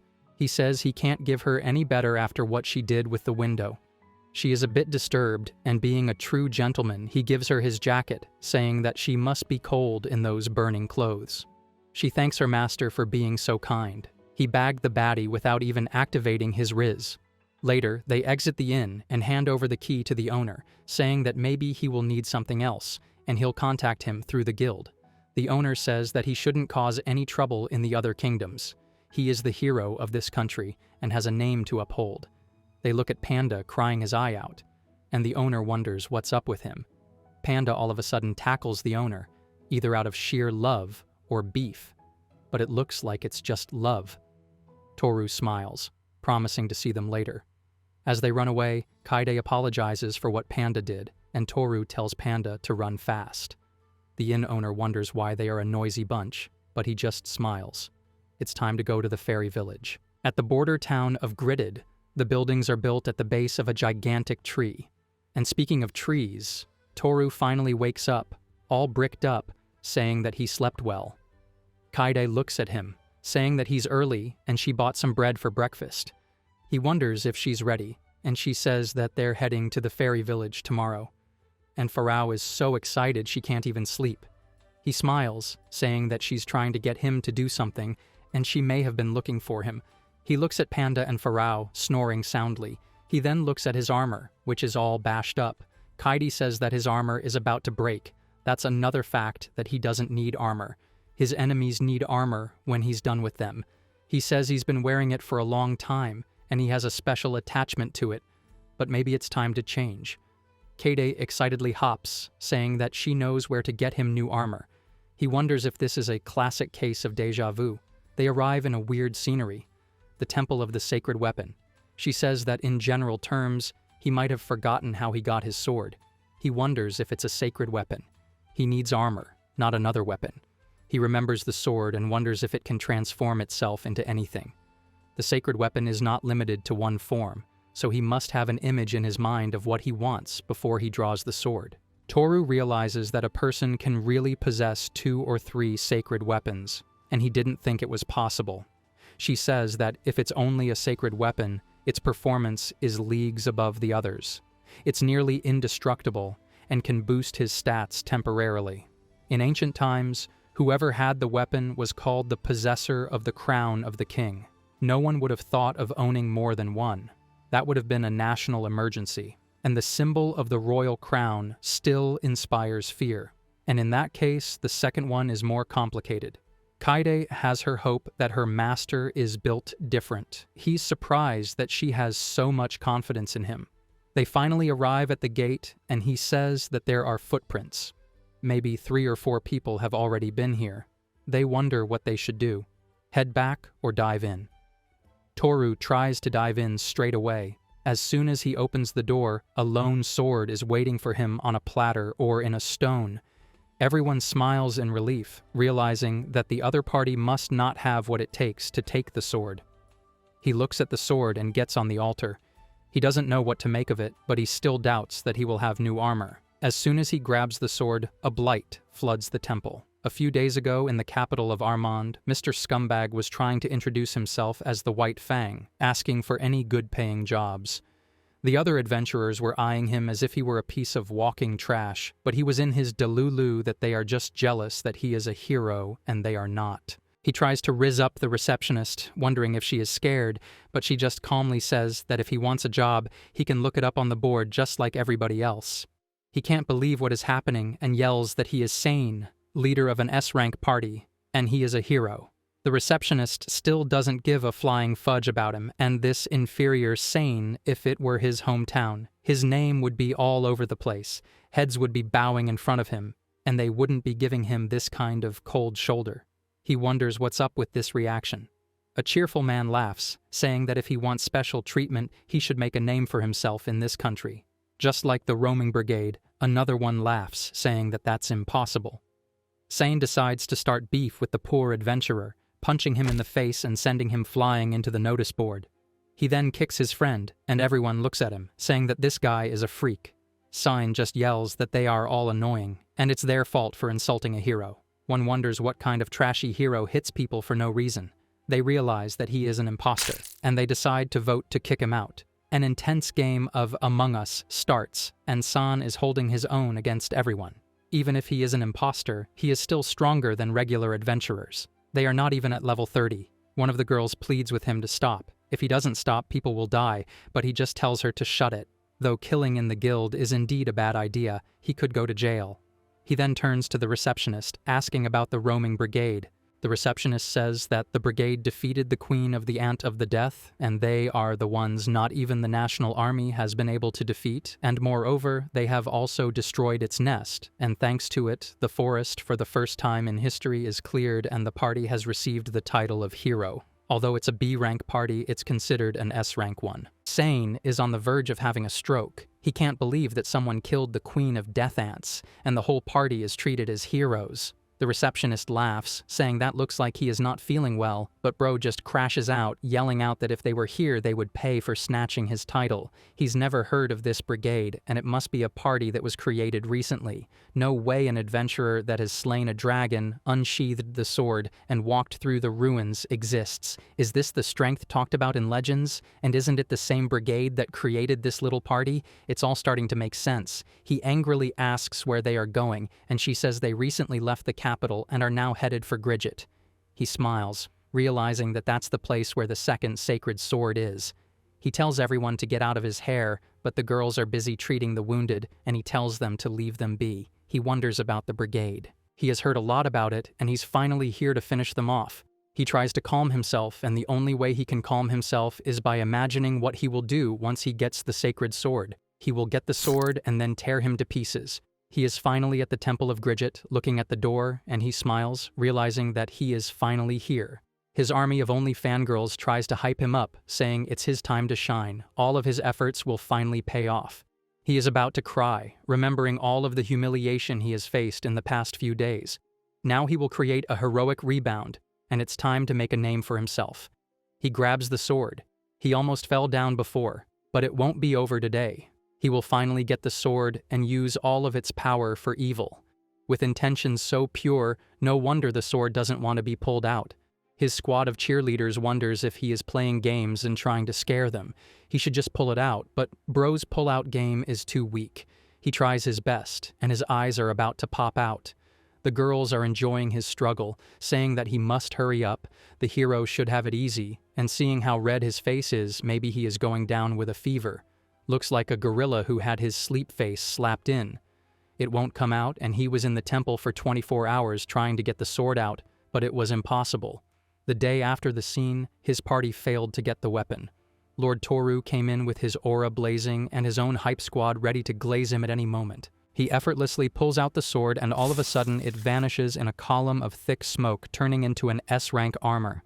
Kaidi yells that this armor is great, and the fairy says that no wonder her lord is built different. This armor is even better than a titanium plate. He looks at the new fit. The first thing he decides to do is aura farm. He creates a vortex around him, moves around to see how it feels, and even swings his sword a couple of times. Even though it's metallic, it moves like butter, and that's good.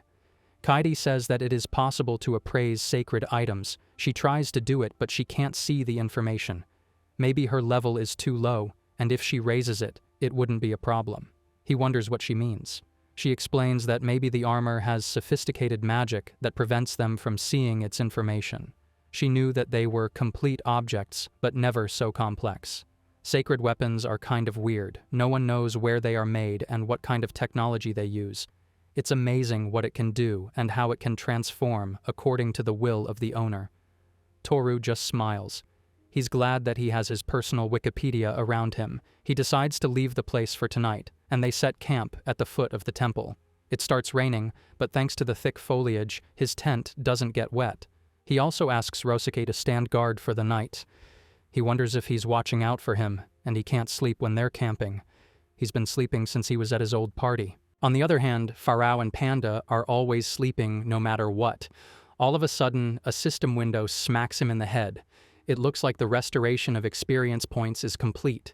He's afraid it will pause his experience from increasing again, and he finds it funny. It looks like his skill was to save experience points ever since he was a baby, and it is sad to know that it had taken 25 years to break that skill-saving bank. It's unfortunate to break in again after 20 years.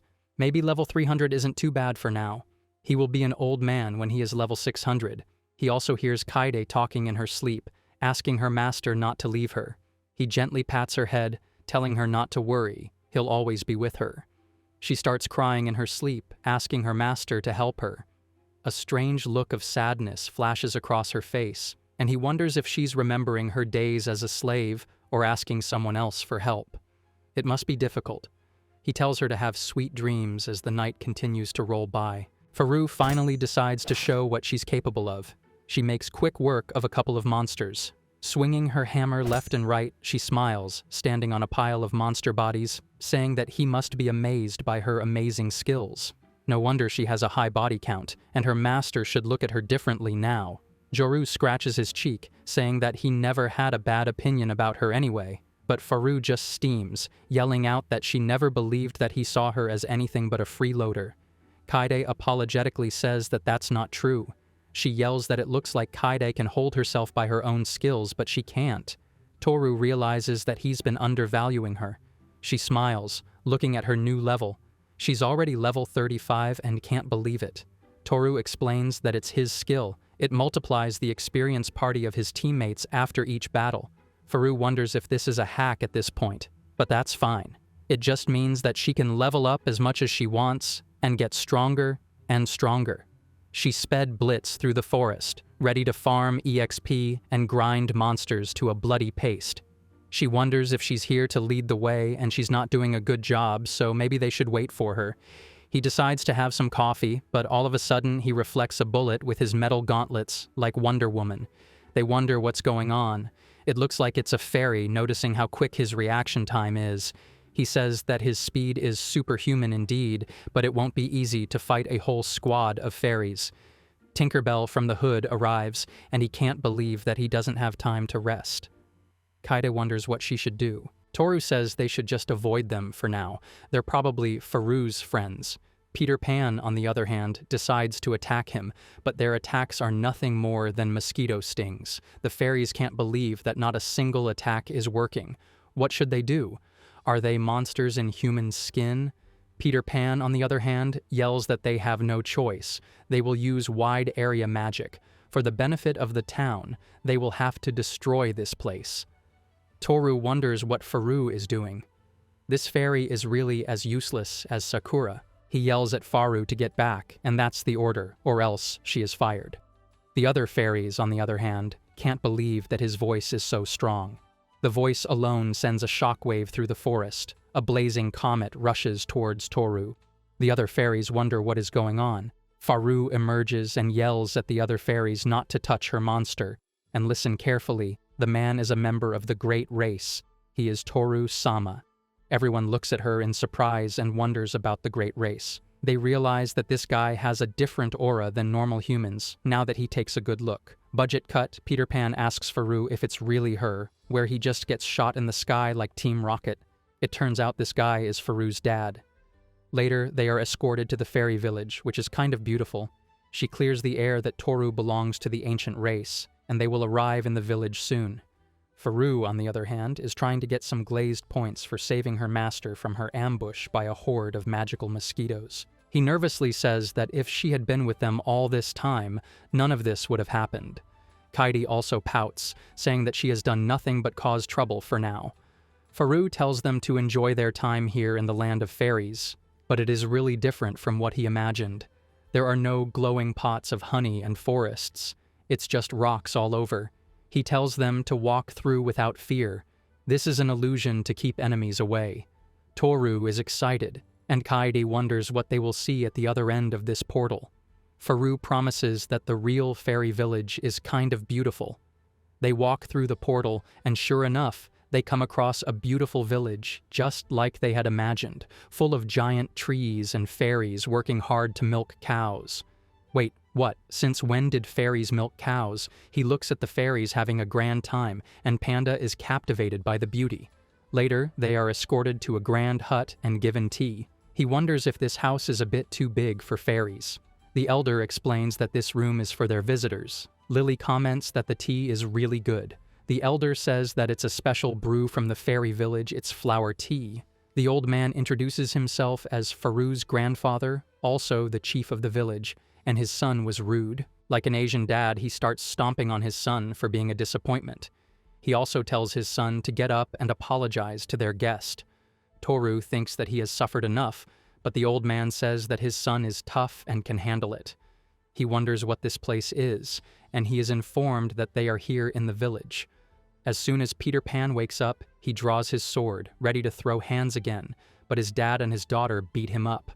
He wonders why his daddy and his daughter are protecting a human, but the old geezer yells that he is Toru-sama, the last of the great race. He is not a human, and doesn't he recognize his aura? Lily points out that this family sure is lively. He wonders about the great race and almost immediately kneels. He is ready to commit seppuku, but Toru tells him that it's fine. The old geezer, on the other hand, is busy spitting at his son along with his granddaughter, telling him to reflect on what he has done. Honestly, Toru feels bad for what the old man is going through. The chief leader yells that they should get on to business. Toru wonders if there is a special reason he is here, and he replies that that's actually what's happening. The village is in a critical situation and its people can do nothing about it. They have no choice but to look at others for help. Toru points out that the fairies aren't really crazy about humans, so why are they looking for help? He says that he went to an elf he knew once and had a close relationship with, but the elf told him that only the great race would be able to stop that thing, and they couldn't do anything. He wonders if that's why he is here when Furry found out that he is one of them. She smiles as his grandfather praises her for being a good girl. She can recite prayers, and she was perfect for the job. She is a priestess of the fairies. Toru comments that it doesn't look like she is a priest. The old man says that since he could hear the prayers, it shows that he is a member of the great race, and he smiles, saying that was a good choice. She says that it was hard for her. She had been trying to find her, and she started to worry that she would never find the chosen one, and some humans captured her and tried to sell her off. She would never have discovered his presence if not for them. It's strange how fate works. Toru decides to get back to business, asking what problem is troubling them. The old man tells him to see for himself. He leads them to a deserted place, and a weird stone giant is tied up around a tree. It's a golem. The elder says that it's not an attack by humans. It's a golem that the great race left behind after a conflict. Not even a scratch has been made by their attacks, and it's really powerful and can destroy anything in a moment. He wonders where it comes from, and he is told that it's been dormant up till now and was in a nearby ruin, but all of a sudden, it woke up and started attacking the village. They were able to bind him using magic, but he's not sure how much longer it can hold out. Toru realizes that he's in quite a pickle. The golem is made by an alchemist. It shouldn't hurt anyone, and it shouldn't change orders unless the creator directs them to. He decides to take a closer look. He walks closer, and all of a sudden, the golem starts scanning Toru. When the scan is complete, it shoots a laser a couple of meters away from Toru. Kaede smiles, saying that her master is strong. He shouldn't worry. He realizes that it looks like the metallic tin can is broken. Kaede wonders what the plan is, and he says that the thing doesn't have any authority to obey. It has no choice but to crash out. He'll have to destroy it. All of a sudden, the golem starts repairing itself. Toru tells Kaede to stay behind. The golem shoots a barrage of lasers, but he effortlessly dodges them with his new shiny metal gauntlets. The elders of the fairy realize things aren't looking good, and what should they do to avoid it? But Kaede just smiles, promising to protect him by putting up a barrier. Toru is a bit annoyed and deflects one of the beams right back at his face, giving it a taste of its own medicine. He was aware of the discomfort involved in fighting with his hands. The golem tries to steady itself and realizes that it's out of its league and tries to run away. Toru looks at the gap between them and turns into Wally West, speeding towards him at breakneck Mark V speed. He approaches the golem, who's about to shoot another fistful of lasers, but instead, Toru just slams him into the mouth right inside a crater. It keeps on moving, and he realizes that the golem is pretty tough, but this is as far as it goes. He uses his sacred sword to pierce its energy core and set it on self-destructive mode.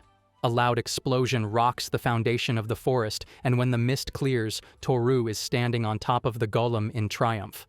Kaede tells him that he's done a great job, and he thanks her, saying that he's hungry. A loud explosion rings behind him. The fairy elder can't believe that they were about to throw hands with this kind of monster. The great race really has enormous power. Kaede smiles proudly, saying that's her master, and Furry also smiles, saying that his lordship is someone no one can rival. Toru smiles, telling them that they should go get something to eat. He turns to Faru's grandfather, waiting for a meal fit for a hero.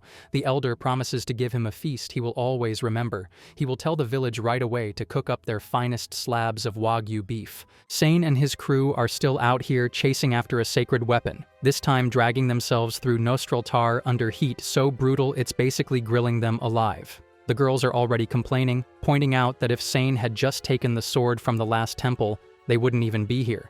That remark nukes his ego instantly. He knows they're already at their limit, but instead of sympathy, he's just getting more annoyed at these noisy women. Bro's reputation back home is dangling on this sacred weapon, so he's sweating harder than his hairline under all that pressure.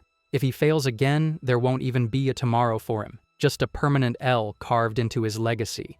Spotting a nearby beast town, the party stumbles in, hoping for food and rest. The local inn only serves monster chow, raw bug dishes, crunchy critters, fear factor special on the menu. The girls gag at the sight, but Nay, starving beyond reason, digs in.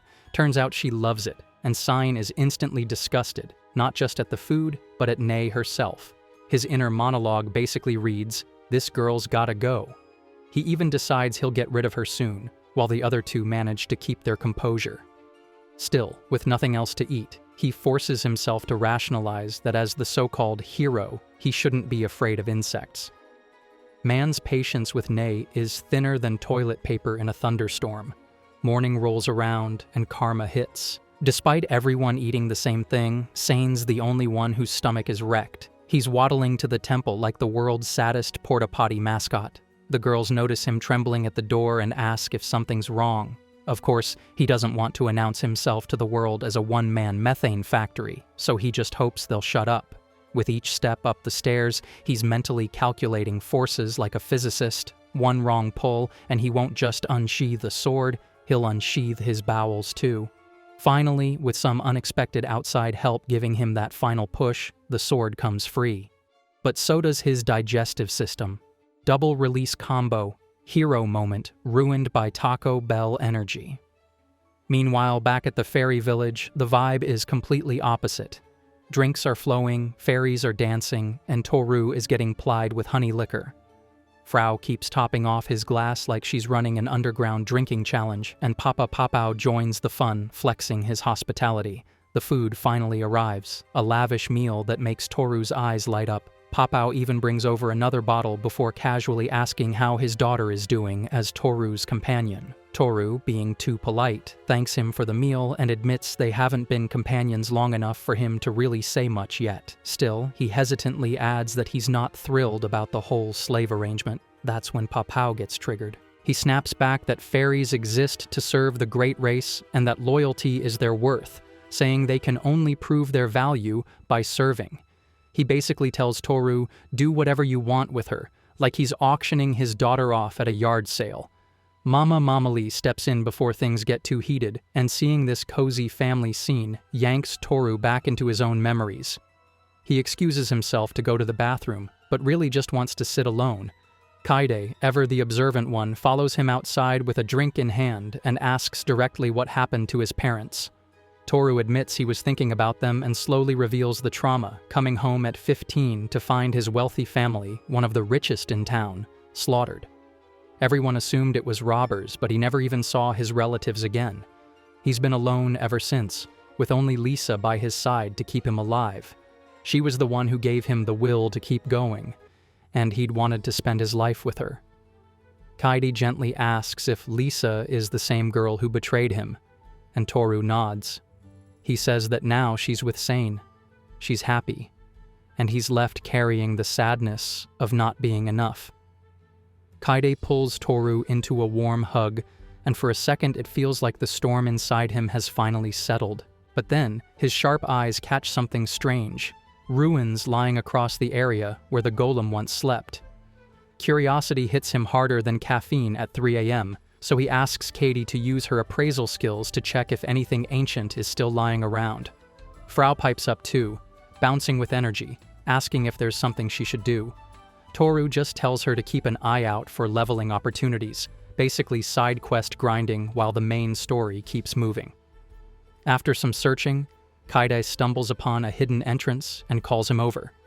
Toru decides it's worth the risk, so they head down a long stairway, glowing faintly at the end. The stairs lead to a strange magic circle.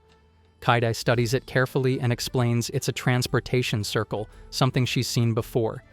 She points out it doesn't look powerful enough to teleport them very far, which makes the real question pop up: why is it still active at all? Toru figures maybe the underground magic energy is keeping it alive. The bigger problem? They have no clue where the other end leads. Could be treasure, could be death, could be filler arc.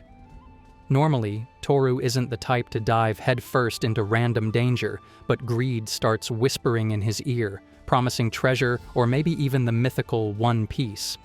He turns to Kaide and asks if she's curious.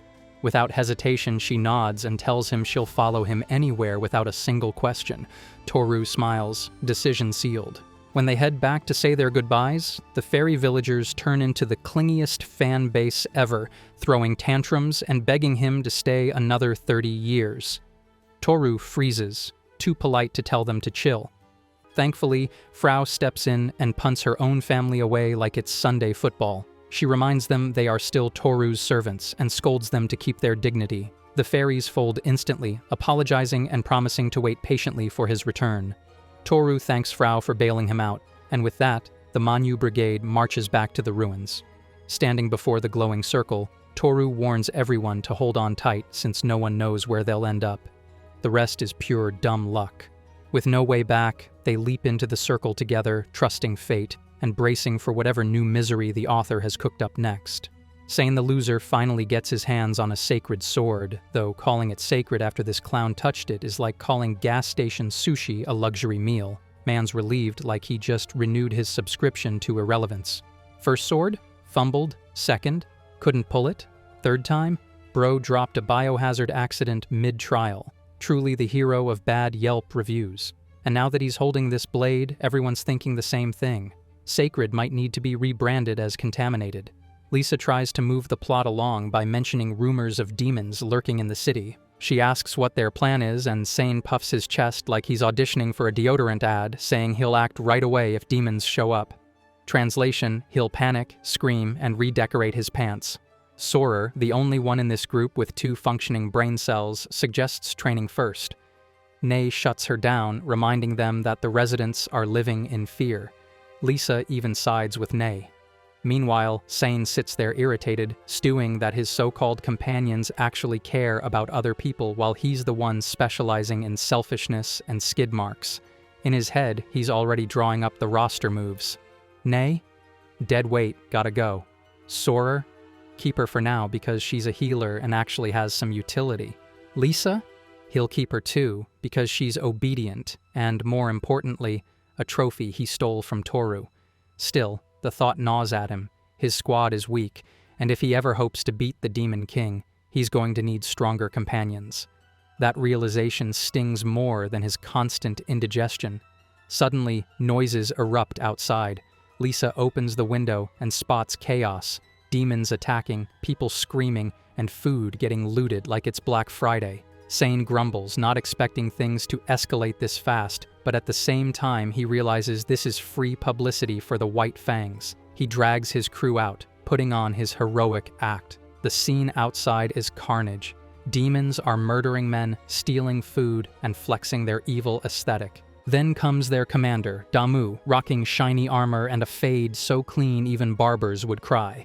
Sain, perched dramatically on a rooftop, points him out as the main target. He orders Lisa to distract him with magic so he can swoop in with the kill shot. Sorer dares suggest evacuating civilians first, but Sain screams at her, reminding her that saving lives doesn't boost his follower count. He even pops his evil eye to make sure she stays obedient. True leadership right there, scaring your healer into silence. Meanwhile, fire suddenly engulfs Damu's forces. His soldiers panic, reporting that the spells are coming from multiple positions, making it impossible to track the culprit. Then, to make things worse, a massive spell crashes directly onto Damu. Seizing the moment, Sain leaps in with his victorious smile, uglier than a TikTok filter glitch, and swings. But it's useless. Damu tanks both the spell and Sain's attack, then casually drives a fist into Sain's gut, slamming him into a wall. Just when you thought Sain couldn't look more disgusting, the Battle of the Ugly Beaches truly begins. Damu mocks him, asking if he's really a hero, before promising not to kill him too quickly since he has permission from the Demon Lord to play with him. Sain, seconds away from another pants waterfall, realizes the power gap is wider than his delusions. Just when he thinks it's over, adventurers rush in. Sain beams, thinking these S-rankers will save him and make him look good by association. They unleash their best moves, but Damu shrugs them off like mosquito bites. Annoyed now, Damu starts dishing out finishers. One adventurer gets Gojo Satoru'd, another is slammed into the pavement like a tent peg, and the witch throws everything she's got, only to realize nothing works. Terrified, she gives up and does the most cowardly thing imaginable, pulls a Sain. She literally quits mid-fight, and Damu doesn't even bother with her, just turns and lets his men handle the cleanup. Sain, naturally, tries to use the chaos to sneak away, but Damu spots him and boots him back into the wall. Then he asks Sain his level. When Sain mutters 63, Damu bursts into laughter, and his entire army joins in, roasting him harder than me. Imagine flexing level 63 like it's a Costco membership card. Just as Damu winds up to finish him off, Nay, the same girl Sain's been plotting to ditch, comes flying in with a kick straight to his back. Plot twist. The weakest link might just be the only one keeping this fraud of a hero alive. Lisa hauls the injured Suara while pouring healing spells, desperately trying to stabilize her. Nay, on the other hand, is out front throwing herself at Damu to buy time. Instead of gratitude, Sain proves once again, he's the dictionary definition of pathetic. To thank Nay for saving his worthless hide, he decides to reward her by barking orders like she's disposable. Man really said, "Congratulations on being useful, now go die for me." Peak clown energy. The girls immediately catch on that Sain is abandoning Nay, but he defends himself with the dumbest excuse ever, claiming that as the hero, his life matters more. Yeah, sure bro, because history books always celebrate heroes who abandon their comrades faster than free Wi-Fi gets stolen. Nay, poor girl, doesn't even notice his treachery and agrees to stall Damu. Of course, it goes exactly how you'd expect. Damu manhandles her like she's a chew toy and slams her straight into the ground. The other girls want to step in, but Sain doubles down on cowardice, screaming at them to drag him out of the city immediately. He even throws one last fake compliment toward Nay, praising her looks, while mentally crossing her off his party roster. Dude's goodbye speech hit harder than a job rejection email. Pretty words on the outside, nothing but disappointment underneath. Nay, dangling upside down in Damu's grip, locks eyes with Sain one last time, hoping he'll step up. But of course, the hero turns his head away and flees. Imagine being so useless even your farewell scene looks like a tax audit. Meanwhile, across the world, the Manhwa Brigade makes their grand entrance, teleporting out of another ruin. The passage is blocked, but Toru uses his fresh Dragon Knight skills to slice through the debris with precise, silent cuts. Clean, sharp, efficient, basically the opposite of everything Sain stands for. Toru sends Frau airborne to scout the area, and she reports a glow of light mixed with black smoke. Kaide, with her keen nose, confirms the scent of blood and burning. Without hesitation, the squad rushes toward the source. As they arrive in Nostalar, their hearts sink. The city is burning, bodies lie scattered, and the demon's destruction is everywhere. Toru clenches his fists, rage bubbling over at the devastation. Two demons rush in to ambush them, ready to bag Toru and enslave the rest. Toru notices the collars strapped to their necks and realizes they were once human. That snaps something in him. Enraged, he orders Kaide to cut them down without mercy. Kaide unleashes a slash burst, and Frau follows with her brake hammer. Within seconds, the demons are dust. Kaide then gently urges Toru to calm down, reminding him that they still need to focus on the survivors. Toru takes a breath, resets his head, and reassesses the chaos around them. The priority is clear: save as many civilians as possible. He orders the brigade to split up, Kaide, Frau, and Rosuke each handling rescue and defense. Toru himself will head straight to the city center to face the source of this destruction head-on. With that, the Manhwa brigade disperses, ready to turn this massacre into payback. A little girl hides with her brother, shaking in fear as demons rip the city apart. Their luck runs dry when one nasty beast shows up, ugly enough to look like Sain's dad after he left to get milk, grabbing the girl by her hair and dragging her out like garbage day came early. Just as things get bleak, Toru slices in like a one-man rescue squad and deletes the monster from existence. He crouches, pats the girl's head, and tells her to stay hidden while he clears the streets. Man out here making head pats more effective than therapy. Every street Toru steps onto, instant demon-free zone. One swing, one splatter, rinse and repeat. Toru slices Damu's lackeys so clean, they got the full Gojo Satoru experience, blink once, and half your squad's already in the afterlife wondering if they paid rent. The closer he gets to the city center, the thicker the demons swarm, which means the big boss has to be waiting there. The guards watch him rip through the horde like tissue paper, and their jaws drop. To them, it looks like the Grim Reaper decided to cosplay as a swordsman. Toru orders them to focus on evacuation, while the Manhwa brigade handles the slaughter. One guard even recognizes the name, remembering the party that saved the country from ants. Respect level, Hamzer's maxed. Meanwhile, Damu is busy holding Nei like a trophy catch, ready to snap her in half, when his soldiers rush in with bad news. The East forces, annihilated. The West side, same story. Man is so stressed he might need demon therapy. Before he can react further, the wall behind him explodes. Toru strolls in, cool as hell, asking if Damu's the commander. Damu nods, flexes his muscles, and asks who he's dealing with. Toru humbly says he's just a warrior and points his blade. Damu laughs because he knows Toru's power is way above just warrior. He tosses Nei aside like yesterday's trash, but Toru catches her in an instant. The moment he sees her battered state, his blood boils. Damu mocks her, saying she was abandoned by some coward who called himself a hero. Translation: Sain's reputation is now rotting in Hell's recycle bin. Toru doesn't let him finish. He tells Damu to shut up and wait his turn, because first he has to check on Nei. And the crazy part? Damu actually waits, standing there like a scolded dog on timeout. As Toru holds Nei, the story flashes back. By the lake, a younger Toru admitted he felt useless, still stuck at level 20. He even considered leaving the White Fangs to avoid dragging them down. Nei wasn't having any of that nonsense. Instead of sympathy, she punted him straight into the water and scolded him for whining instead of training. That's tough love 101 right there. She told him the White Fangs were all of them together and even offered to help him train. Then she poked fun at him, teasing that he'd never survive without Lisa, since everyone knew he was head over heels for her. Nei urged him to confess, but Toru admitted he feared rejection. Now standing in the ruins of Nostalar with Nei unconscious in his arms, those memories sting even more. Toru isn't just holding a comrade, he's holding someone who once kept him from quitting when he was at his lowest. Nei wasn't about to sugarcoat anything. She told Toru straight up he was pathetic and needed to man up. That stung worse than a critical hit, so he fired back, calling her a tomboy. Bad move. Her smile vanished, and before he could blink, she kicked him again and turned the lakeside into a one-woman training montage by smacking him around non-stop. Wholesome flashback time over, Damu was done waiting.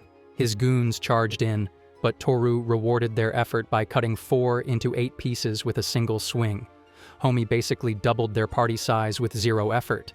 Damu narrowed his eyes, realizing Toru had to be over level 100. He bragged that it had been ages since he fought anyone that high. Toru told him to shut up and get swinging already. Instead, Damu puffed his chest and flexed, claiming he was level 150. The man bragging about his stats like it's his Tinder bio. Toru had enough, and before Damu could finish his sentence, his right arm was gone. Dude was gonna be stuck texting in one-hand mode forever. Devastated, Damu charged, but just as he reached Toru, ice magic locked him in place. Kaede and Frau had finished helping civilians and arrived on scene. Toru thanked them, asking Kaede to heal Nei while he handled the boss.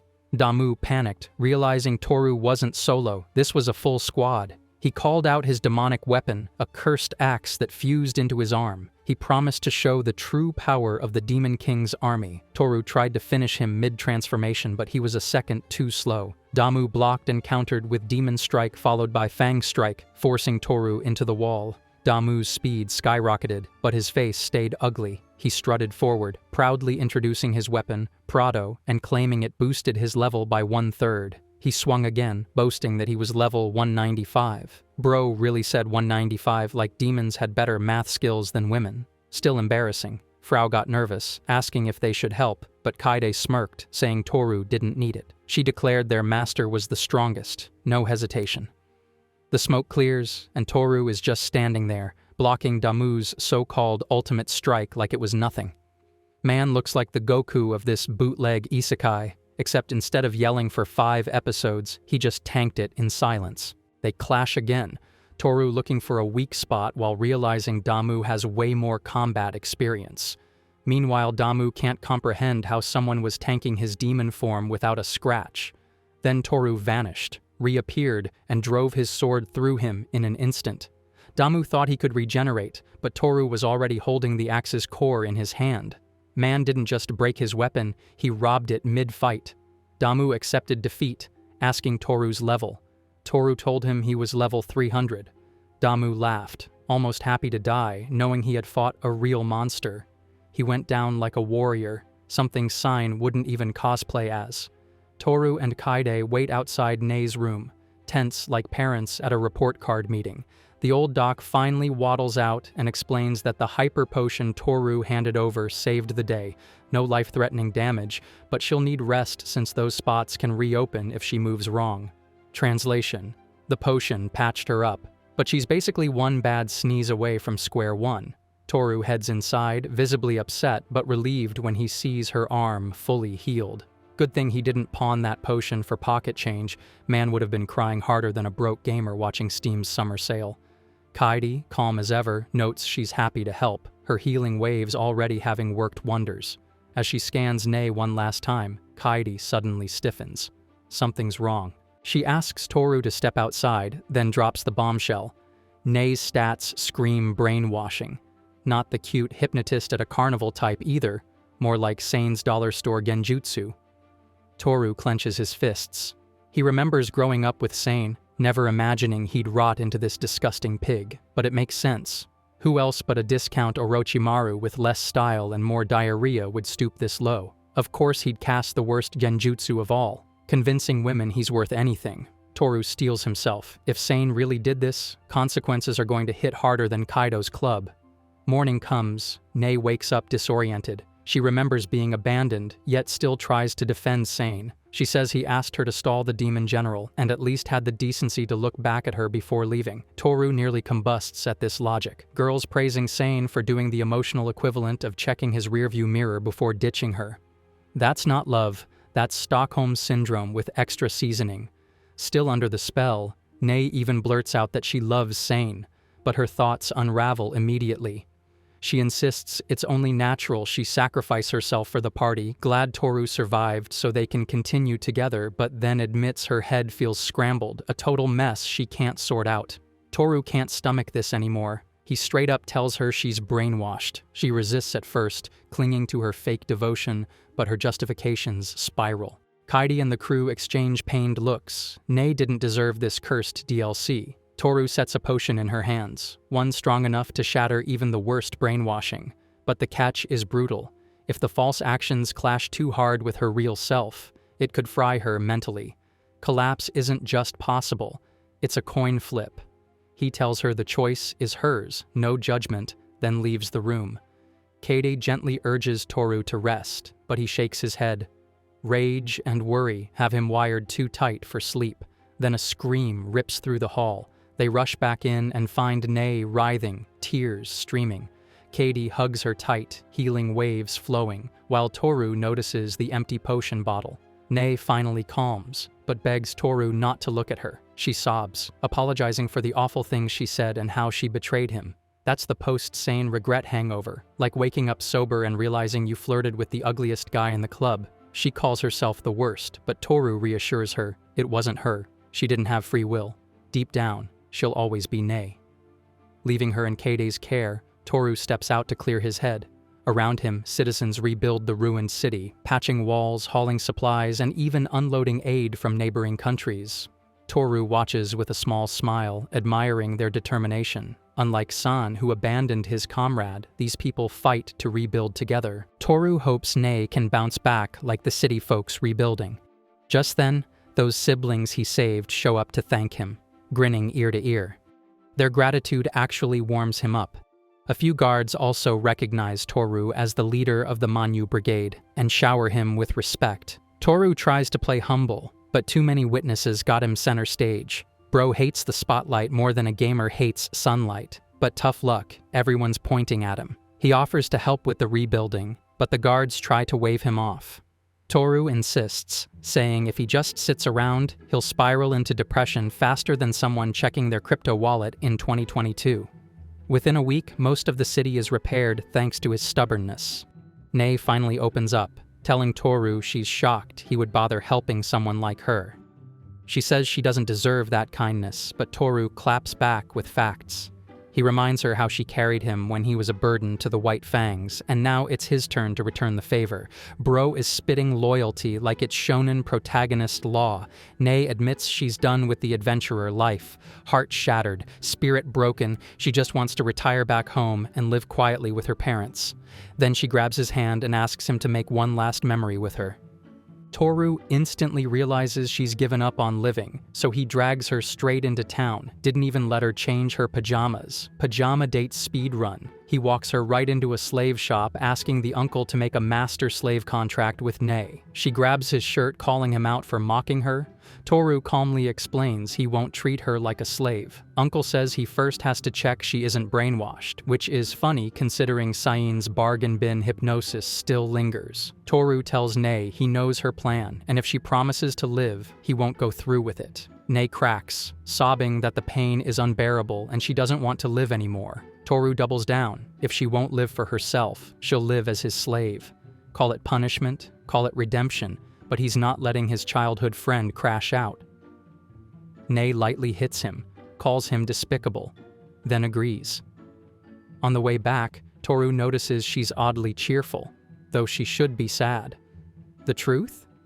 She's happy because she finally feels connected to him again. Toru, dense as a brick, fumbles the whole moment by asking if she's still under brainwashing. This man is going to realize she was flirting in like 10 years, right after his midlife crisis. Katie suddenly lights up with an idea and asks Nei if she wants to go shopping. Toru backs it instantly, thinking it would be good for her to get out. But Nei shakes her head, saying she already has enough clothes. That's when Toru drops the bomb. He straight up confesses he tossed them all out because he didn't like them. Bro really admitted to raiding her closet like a petty ex with control issues. Nei explains she can't even shop anyway since Sain jacked her wallet, so she's broke. Toru puffs his chest and declares money ain't no problem. He calls himself the sugar daddy master who takes care of his pretty slaves.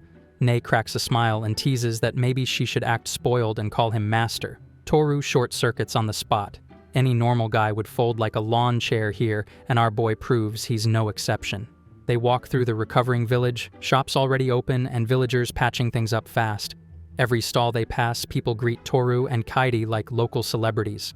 Nei's impressed at how popular they are, but it's only natural since they literally saved the town. Toru tries to play humble, but the crowd keeps pushing praise on him. Bro wanted to pass the credit around like a hot potato, but no one's letting him dodge the spotlight. Nei, still amazed, asks how Toru got so strong. He shrugs it off with the classic protagonist humble brag, hard work. Frau cuts in with a bread recommendation, so Toru buys some for everyone. As they walk and munch, Toru praises Kaide for the idea of bringing Nei along. Kaide blushes, remembering how nervous she was before and how much Toru's concern meant to her then.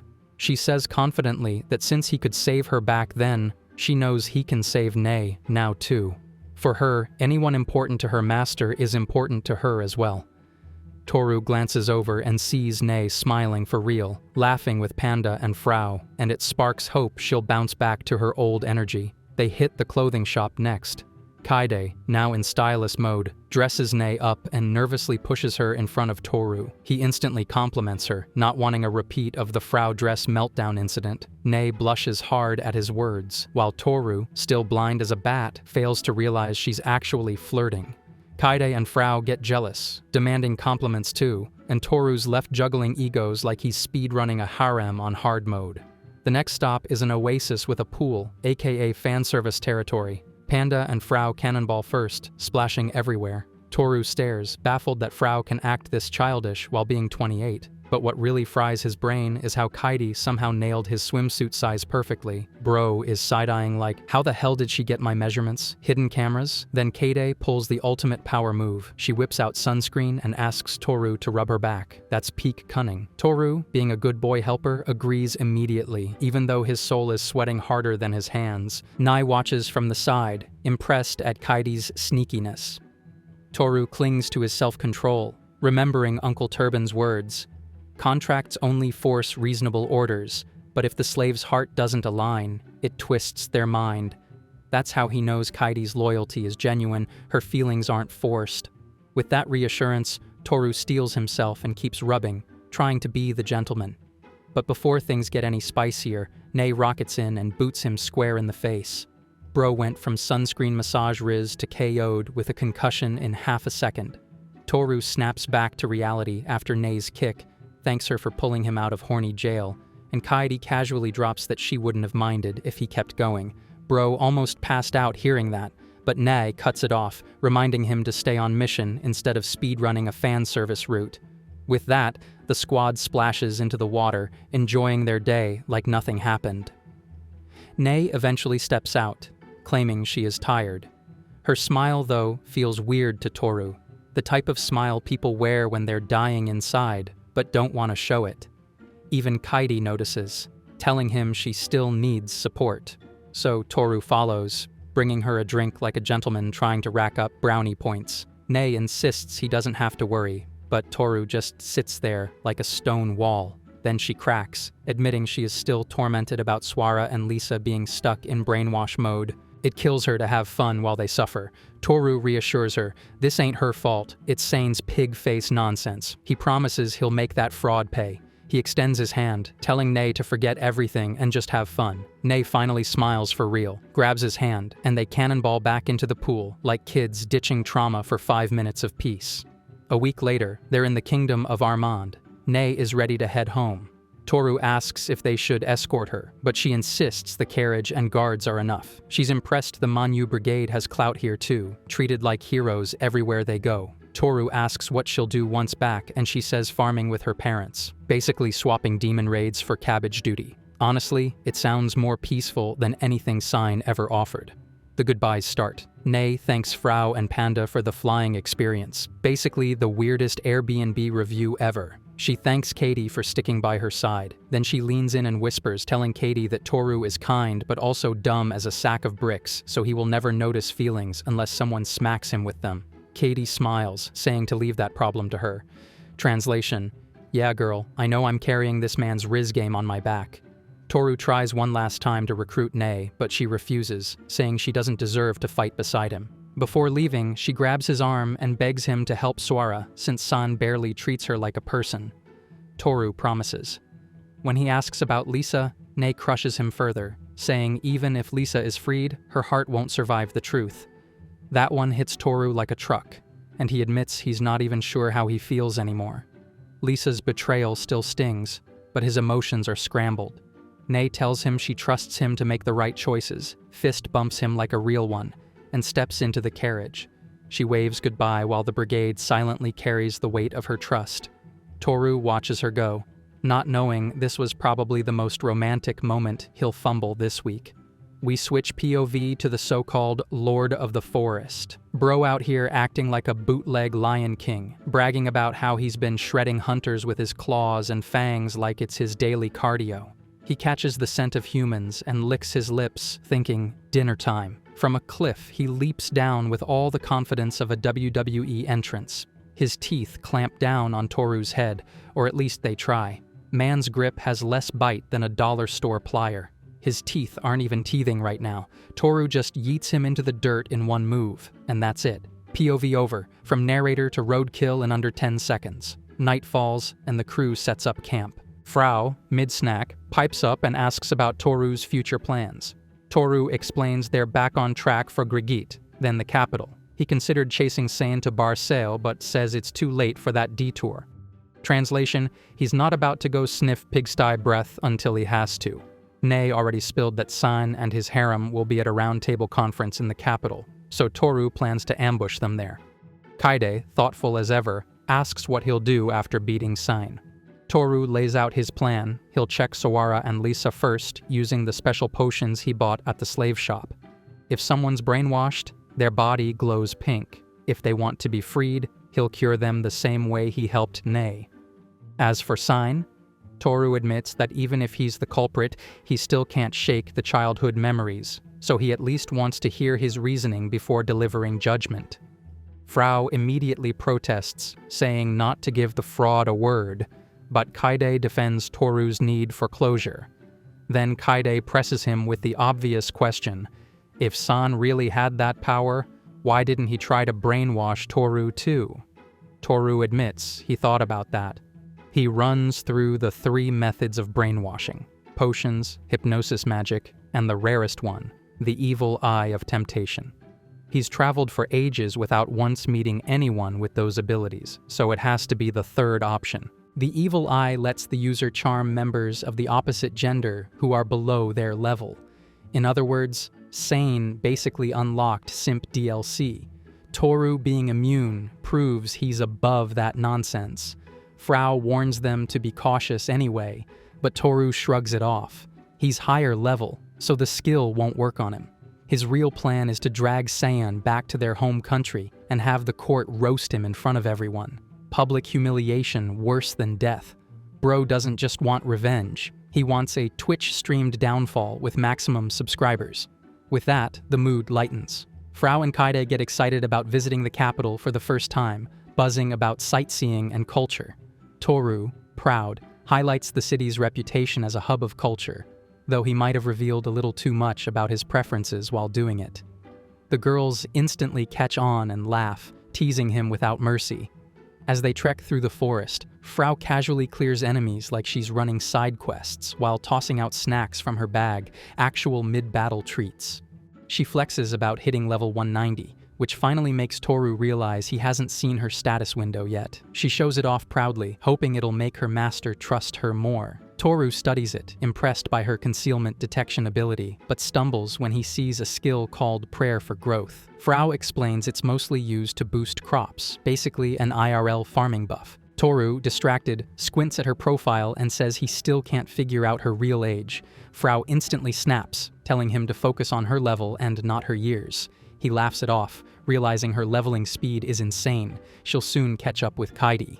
Then he reflects on how most of his own EXP is stashed in his save experience skill, calling it his personal piggy bank. Bro really treating EXP like a retirement 401k plan. Toru is stressing, worried he might become the lowest level bum in his own squad again. Man's trauma from being party deadweight really hitting different. Just as the anxiety is about to crush him, he gets a divine notification. His magic saving skill has repaired. Translation: EXP refund day. Corrupted savings are being cashed out like a tax return. He wonders how the undamaged savings will get reimbursed, but before he can overthink it like a broke uncle at payday loans, the Manhwa brigade pushes forward and reaches the next village. Toru, wide-eyed, looks at the women around and blurts out something suspicious. Kaide immediately glares, realizing her master is just another man with functioning testosterone. Frau skips the awkwardness and brings buns. Turns out Toru's earlier comment was about food, not thighs. Everyone enjoys the sweet bread knockoff, though Toru swears it's an unnecessary flex version of normal bread. Frau then hypes up cow milk, which makes Kaide nostalgic. She recalls sneaky grandma milk deliveries back in the day, sipping behind mom's back. Toru, clueless, goes, "Wait, beasts live long enough to have grandmas?" Bro really thinks Kaide spawned into existence like a Pokemon. Mid-snack, Toru's savings bar finally explodes. His skills rank up, giving him shiny new toys. Dragon's Eye lets him peek at hidden abilities. Mega Boost Tame Master buffs his squad, basically pet steroids.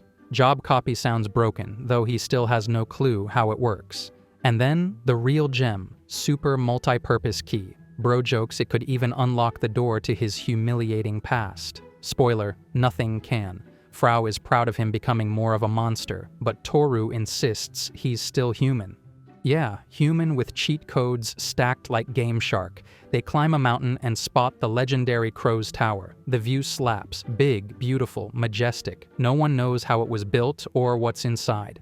Toru's curiosity peaks, though the elves guarding it make sure humans don't get close. Frau casually drops that she's already seen it up close before. Toru, embarrassed, realizes he's been flexing ignorance while Frau's been there, done that. He asks if they can visit the elves. Frau explains they're stubborn, but maybe negotiable. Toru begs Frau-sama for help, and she agrees, in exchange for some power leveling. She wants to be on Kaidi's level, and not just in strength. Low-key, Frau's salty about Kaidi's, other stats where she's losing badly. Toru, oblivious, just promises training. On their way, Frau grinds harder than a no-life MMO player. She slams beasts left and right, climbs to level 200, then 220, even folding a knockoff Buckbeak like it was scrap metal. Kaide and Toru just collect mats like background NPCs while Frau speedruns the food chain. But as they approach the elf territory, an arrow thunks into the ground at Toru's feet. Warning shot. He calmly calls out the elf hiding in the trees. A stunning elf steps forward, warning him to leave now. No friendliness here, just get out before I actually aim next time. Toru and Kaide are chilling outside when they get hit with some elven hostility. A beautiful elf named Alyosha pulls up, bow locked, and aimed at Toru's skull like she's speedrunning a headshot montage. She warns him not to move unless he's trying to cosplay a pincushion. Frau steps in, and Toru nearly faints with relief when Alyosha recognizes her. Turns out the sniper already knows his teammate, instant lifesaver. But Alyosha isn't smiling. She sees Frau call herself Toru's slave and reacts like someone just told her Pikachu pays rent. She snaps that Toru must be unjustly ordering her around and assures Frau she'll free her right away. Frau gets irritated, declaring she serves him willingly, while Toru dies inside at the PR disaster unfolding. Alyosha concludes Toru couldn't catch an elf, so he downgraded to a fairy. Frau, instead of defending, only latches onto the cute part and blushes like this is a rom-com instead of a racial standoff. Alyosha fires an arrow straight for Toru's head, but Katie swats it aside like a mosquito. The elf doubles down, mocking Toru for hiding behind women. That jab lights Kaidi up, and she claps back, saying her master is 100 times stronger than Alyosha. The elf gets madder, raining arrows, but none can touch Kaidi. It's basically a cutscene of Alyosha bringing a slingshot to a raid boss fight. Kaidi finally declares it's punishment time for disrespecting her master. Toru tries to calm things down, saying he only wants to see the tower, but Alyosha calls cap. To her, that's the classic excuse humans use before raiding elf villages. She ups the stakes by summoning forest spirits, flexing her trump card. Kaide, ever the tutor, explains spirit magic draws power from spirits instead of the caster, making them invisible and immune to physical attacks. Toru even asks if beating the spirits cancels the magic, and Kaidi nods. That's all he needs to hear. Perfect time to test his dragon's eye. He activates it, spots an eagle spirit flapping behind Alyosha, and snatches it mid-air like a pro gamer intercepting loot. One yeet later, it's sent to the respawn lobby. Alyosha panics when her spell fizzles, then notices Toru right beside her like a horror jump scare. Her shock makes her slip straight off the branch, giving her generational aura debt.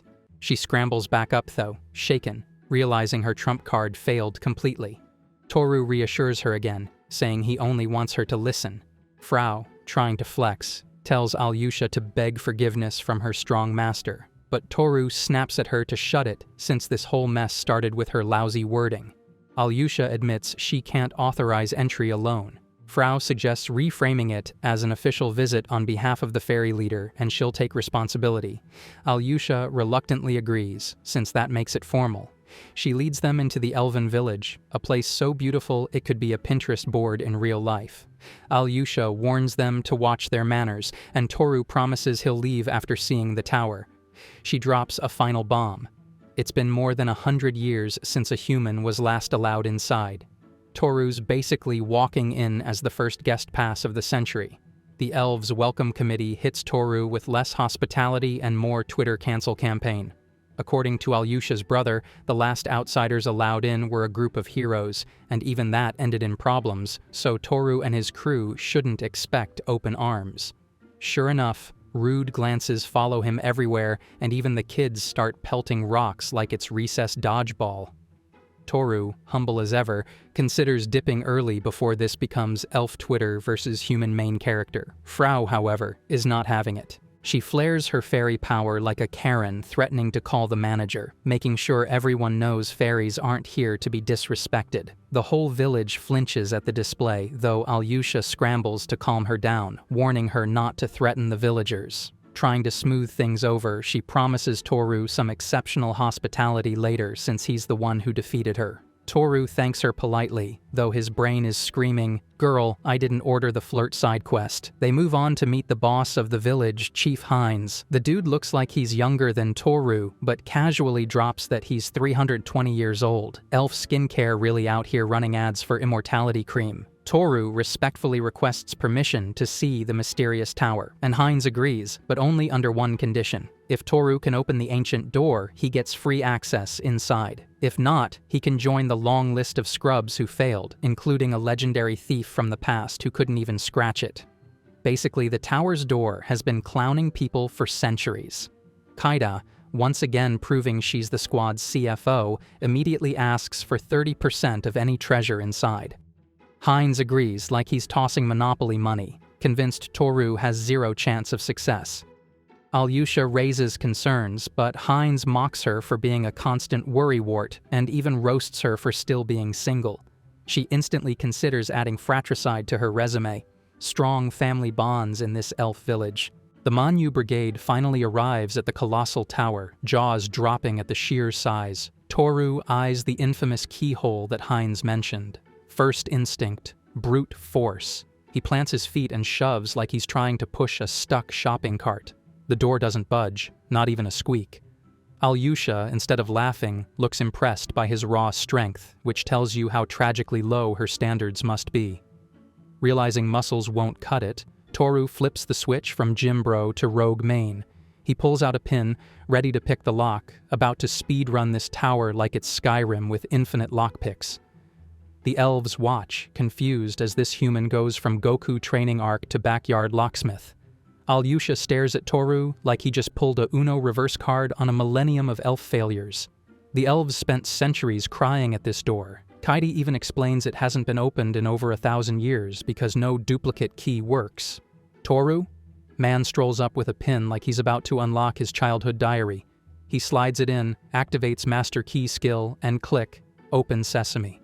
No sweat, no flex, just casual burglary. Alyosha nearly faints. Her whole lineage just got clowned by one human with dollar store locksmith skills. Then comes the salt. Alyosha immediately regrets her brother's 30% treasure deal, begging Frau to drop it. Frau reminds her of the promise, which makes Alyosha groan that she has no pride left. Imagine watching history collapse and then paying tax on it too. Tragic. Inside, the first floor greets them with what looks like treasure but smells like expired groceries, a giant beast egg rotting in the corner.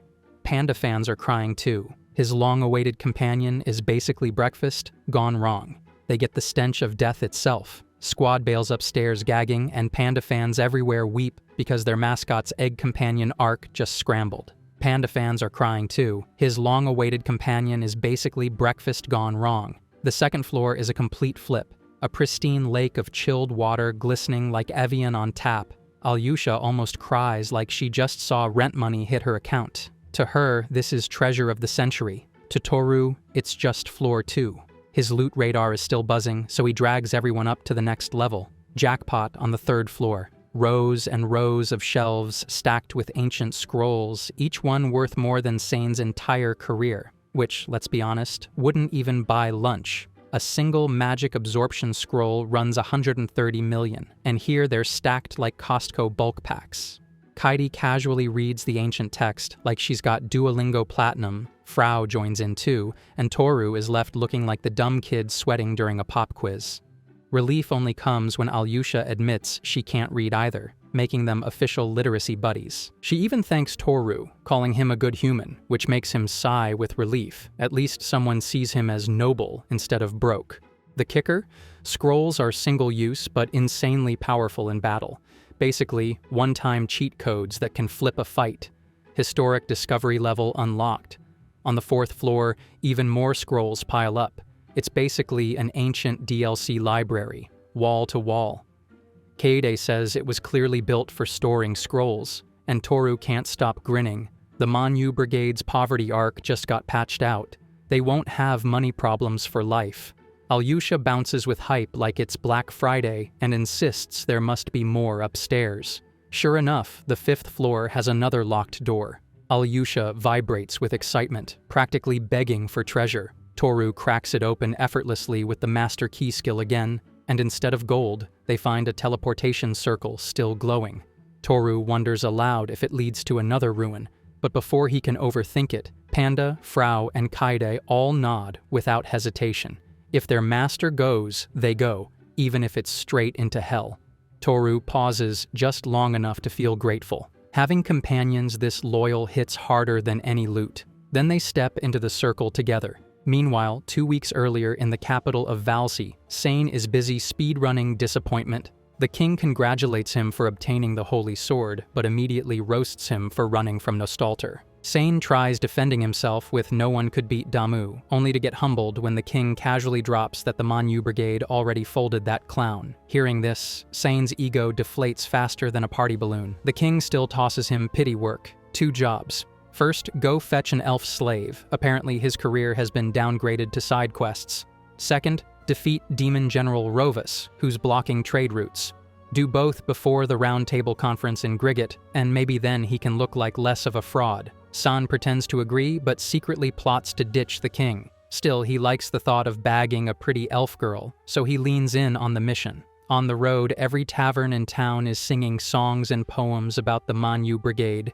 Each verse makes him seethe harder, his name fading into irrelevance while Toru's fame skyrockets. Swara nervously wonders if elves will even let them in, but Sain smugly declares they will, since the Demon King is a common enemy and he's still the hero, man really coping on fumes. When he finally spots the elf tower, his eyes light up. Treasures, elf slaves, glory. He's practically browsing a cursed shopping catalog while plotting his next disaster. A violent tornado erupts in the middle of the forest, and Jack kneels to the ground, wondering where the attack is coming from.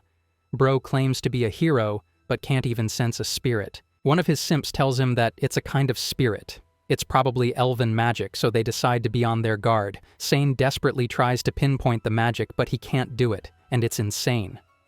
Alyosha looks down on the pitiful little party, telling them to go back to where they came from. She even threatens to use his head as target practice if he doesn't leave. But Sain immediately starts simping for Alyosha. Not in a good way. She is just as beautiful as a high elf, and all of a sudden, his mind takes a dip in the gutters. He tells her to stop her firing and introduces himself as the great hero who is here to borrow her power to defeat the Demon Lord, and that's why he has visited this village. Alyosha looks at him in surprise, as Sain is sure that his little introduction will win him elf baddies left and right. But instead of elf baddies, he almost wins an arrow to the head. He looks at the arrows a few inches away from his head and starts panicking. What is she doing here? He is the only one who can defeat the Demon Lord wrong. Poor dude doesn't know that another hero exists, much more qualified than him, and Alyosha tells him that they are not interested. The elves indeed fear the Demon Lord, but they have a strategy to deal with them, and this time around, their village won't be participating in his defeat. Sain can't believe what he is hearing. How can the elves refuse to help a hero? But Alyosha looks at him as if he were the biggest trash bag in history. Because of their trashy personality, they kidnap and sell elves as slaves, and that's why the elves don't want to have any other relations with the humans. Sain tries to tell her that he is not that kind of human and that he is a trustworthy hero, but Alyosha tells him that the only humans they trust are the Manhwa Brigade. The mention of his rival gang is enough to send him into a frenzy. He is about to crash out, wondering how much more the bastards will interfere in his matters. Alyosha looks at his face, wondering if his daddy is a baboon. As his true nature is showing, he whips out his sword, telling her to quietly submit and be his wife. He tries to brainwash her with his dollar store Sharingan. For a moment, the air vibrates around Alyosha, and he smiles, realizing that now he will be having some solo elf time. But all of a sudden, his eyes start bleeding, and he grabs his face in pain. Alyosha realizes that he was trying to use a skill on him. Maybe he should level up his Riz instead of his brainwashing skill. And by the way he acts, it's clear that he is the enemy of every woman who has a shred of self-esteem. San wonders why he is suffering again. Is her level higher than his?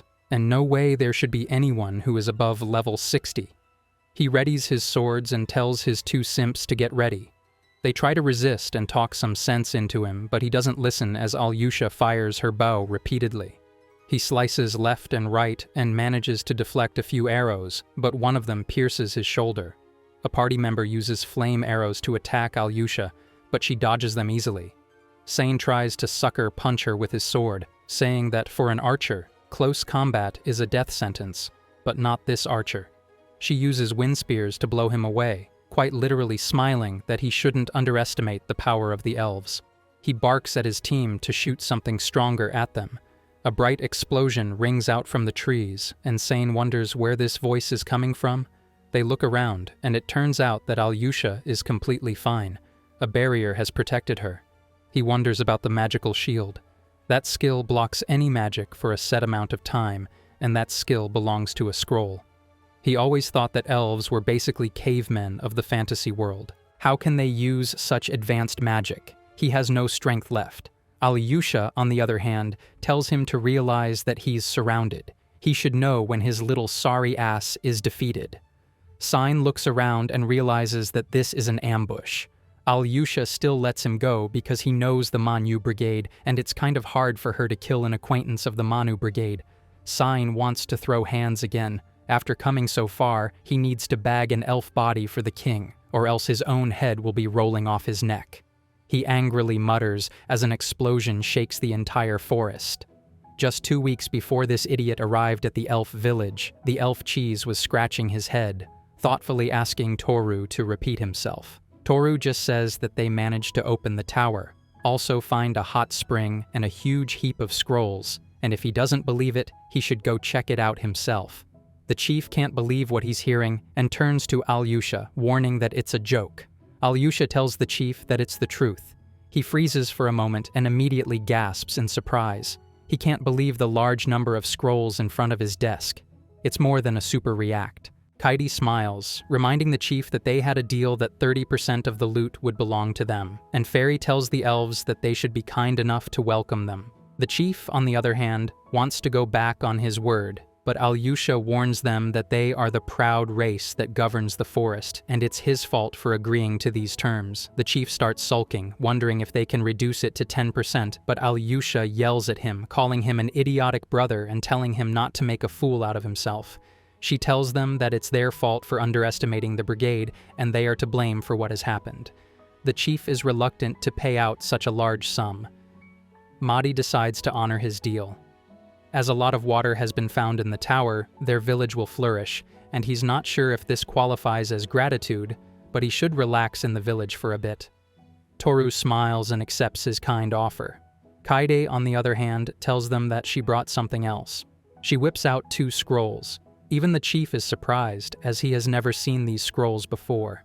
She explains that these scrolls grant powers, but they don't have any rare skills. It's only the ability to identify a target once, and it doesn't matter what the job level is. Anyone can learn it. Kaidi tells them that scrolls are usually activated to learn skills, and these are really rare items. The chief looks at the scrolls. He has lived 300 years, and this is the first time he's seen it. Maybe it's challenging. Toru smiles, telling them that if they reveal this scroll, they can be famous, and Kaidi also agrees if they show it, they will receive a Nobel Award and a doctorate. Kaidi finds that really amazing. They can be doctors without the associated student debt, but it's also true that if they reveal Toru's species, they can get a doctorate as well. Toru just smiles. Later, Toru finds himself in a very festive environment. Everyone is laughing and drinking to their heart's content. Even he is having a lovely dinner with Kaede, while Panda eyes the food greedily. He tells Alyosha that the capital of the kingdom is very prosperous, and it is a cosmopolitan city, so there are a lot of races coexisting. Kaede says that the clothing store is amazing, and Frau says that she bought something a long time ago. Alyosha enjoys their company and wonders if the outside world is exciting. She looks at the sky with longing as she has a responsibility to protect her village and can't abandon her city. The natural cycle of elves is to live in the trees and die by the trees, so they don't have to leave the trees. But it's also true that the Demon King fears elves' spirit magic. That's why throughout history, various villages have been attacked over and over again. Although the elves don't like working with humans, it's the only way to achieve peace, and that's why elves who leave the village become legends, passed down from generation to generation. She takes a huge swig of her mead, recalling that the last elf to make a name for himself was Mike Tyson. Toru wonders about that. If she's interested in the outside world, maybe she should accompany them. She pauses for a moment, smiles, and declines the offer because she likes the village. Even though Toru has been dumped by the elf baddie, he doesn't take it to heart and understands. Alyosha says that while they're in the village, she wants to take care of them, and if they want to do anything, they should name it. Toru pauses for a moment and wonders if something interesting he can see. Something very rare. Alyosha says that other than her bedroom, there is another interesting place. It's a dangerous place, but it's very beautiful and only elves know it. He's excited and decides to go on a journey to seek it. They later go through a mangrove forest, and a lot of trees are growing above the river. Alyosha jumps from branch to branch, and Toru tries to copy her. But as he is an absolute unit, he breaks the branches he steps on. He's having a hard time climbing from tree to tree and wonders why elves like to make homes in such large places. He looks at everything he sees. It's really amazing how elves can live in trees, and Alyosha wonders if he wants to slow down a bit, but he welcomes the challenge as part of the training to push forward. With David Grogan's mindset, he continues to move from branch to branch. He looks at Alyosha, having no trouble whatsoever, and activates his mimic job ability. All of a sudden, he analyzes her moves and automatically starts copying them. Even though he's copying the moves completely, he is far less graceful than she is, screaming like a little girl, but she's excited that someone other than her can move like that. He feels like a fraud but still doesn't tell her. Later, they're leaping from vine to vine, and he even jokes to Alyosha to go even faster. They finally arrive in a clearing, and it's different from earlier. Alyosha says that there's an entrance that they call the Cave of the Stars. She explains that it is the secret land of the elves. Alyosha looks at the entrance, and Toru wonders if it's undetectable. How do they get in? She effortlessly swings from branch to branch again, and Toru can't help but wonder if elves are the true descendants of gorillas. He pauses for a moment and brings out Rosuki. He makes Rosuki into a makeshift zip line and safely crosses the valley. He also jokes that he is a very useful and very capable partner, and Panda looks at him as if he's hurt, and Toru tries to tell him that he's also useful by being the team's mascot. They notice how the cave is kind of damp, and Frau is comfortably lounging on her personal Uber Panda. Her kind is supposed to have a higher body temperature than humans. They finally reach the checkpoint, and Alyosha tells them to be careful. It's a very spacious area. There are sharp rocks everywhere, and she hops from boulder to boulder and even kills a frog monster with her bow. Toru notices how fast she is. She starts kicking frog monsters left and right, and soon Toru and Kaede join in the fun. A few dried-up Zubats also arrive from above, and Toru chooses Kaede as his Pokemon to deal with those Zubats. She makes short work of them. Frau also goes full throttle, and Kaede manages to impale a couple of the monsters around her using ice magic. All of a sudden, a gigantic kraken surfaces, but Toru makes quick work of its tentacles. No one touches his baddies but him. He even slashes the monster in its big, ugly head and bashfully smiles, saying that he was trying to land like an elf, full of grace. Alyosha says that his movements were just like an elf. The ennui was cut into pieces and wasn't even able to defend itself. It's as if he's teleporting. She almost slips, and he grabs her waist, asking her if she's all right. She blushes, wondering how long he is going to hold her. Kaide, on the other hand, pretends to fall as well and angrily says that he is her master and no one else is. The whole squad starts having trust issues over Toru, and Alyosha tells them to keep moving forward. They start moving forward again. Toru wonders if that kraken was related to where they are going, but the elf tells him that those two creatures are nothing alike. They are probably living in the underground sewers. They finally arrive at their destination. It's a cave full of beautiful crystals, embers, rubies, and sapphires. He wonders if he can mine them and become the next Elon Musk. Katie tells them that the shining crystals react to magic and are a real mineral. The magical creatures are probably lurking around it. Alyosha says that they light up the cave beautifully, and it's really pretty. Everyone enjoys the view and starts camping over there. Then they start moving along as Alyosha promises to show them even more interesting things. But first they will have to go through a monster's habitat, and though Toru is not too enthusiastic about that, he is ready to throw hands with anything that crosses his path. The other creatures were different, and many brave elven warriors have fallen to these monsters. It has tough scales that reflect spells, and it completely owns the cave. The cave was promised to it 3,000 years ago, and they had no choice but to surrender the cave to its horrible power. She tells Toru that even he won't be able to match it, but Toru is ready to see if she is right or wrong. They walk over a bridge, and something quietly swims under them. Another kraken arrives, but Toru just scoops up the elf and leaps away. Alyosha looks at Toru, wondering why he is giving her the Superman treatment. He tells her to hold on tight and tells Panda to catch them. It turns out Panda is more useful than he looks, and he tells Alyosha to move with Panda to safety, and she shouldn't worry. His team will take care of that overgrown snake. Frau just bonks it on the head and grits her teeth in frustration as she can't deal too much damage. Kaidi decides to freeze the entire cave, and it looks like the cave is now their personal skating rink. Toru smiles, telling Alyosha that it will be fine, but it looks like the alligator is far from giving up. It crashes out of the surface and looks at them through its 8 eyes. Alyosha can't believe that they can't use magic to defeat it, but Toru never had that problem. When magic doesn't work, his fists work better. Kaide smiles, just handing him the stage to dance with the overgrown leather belt.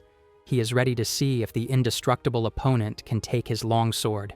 The alligator roars in defiance, and Toru realizes it's time to lock in. He tells Kaide and Frau to get ready in the air and have Alyosha there as well.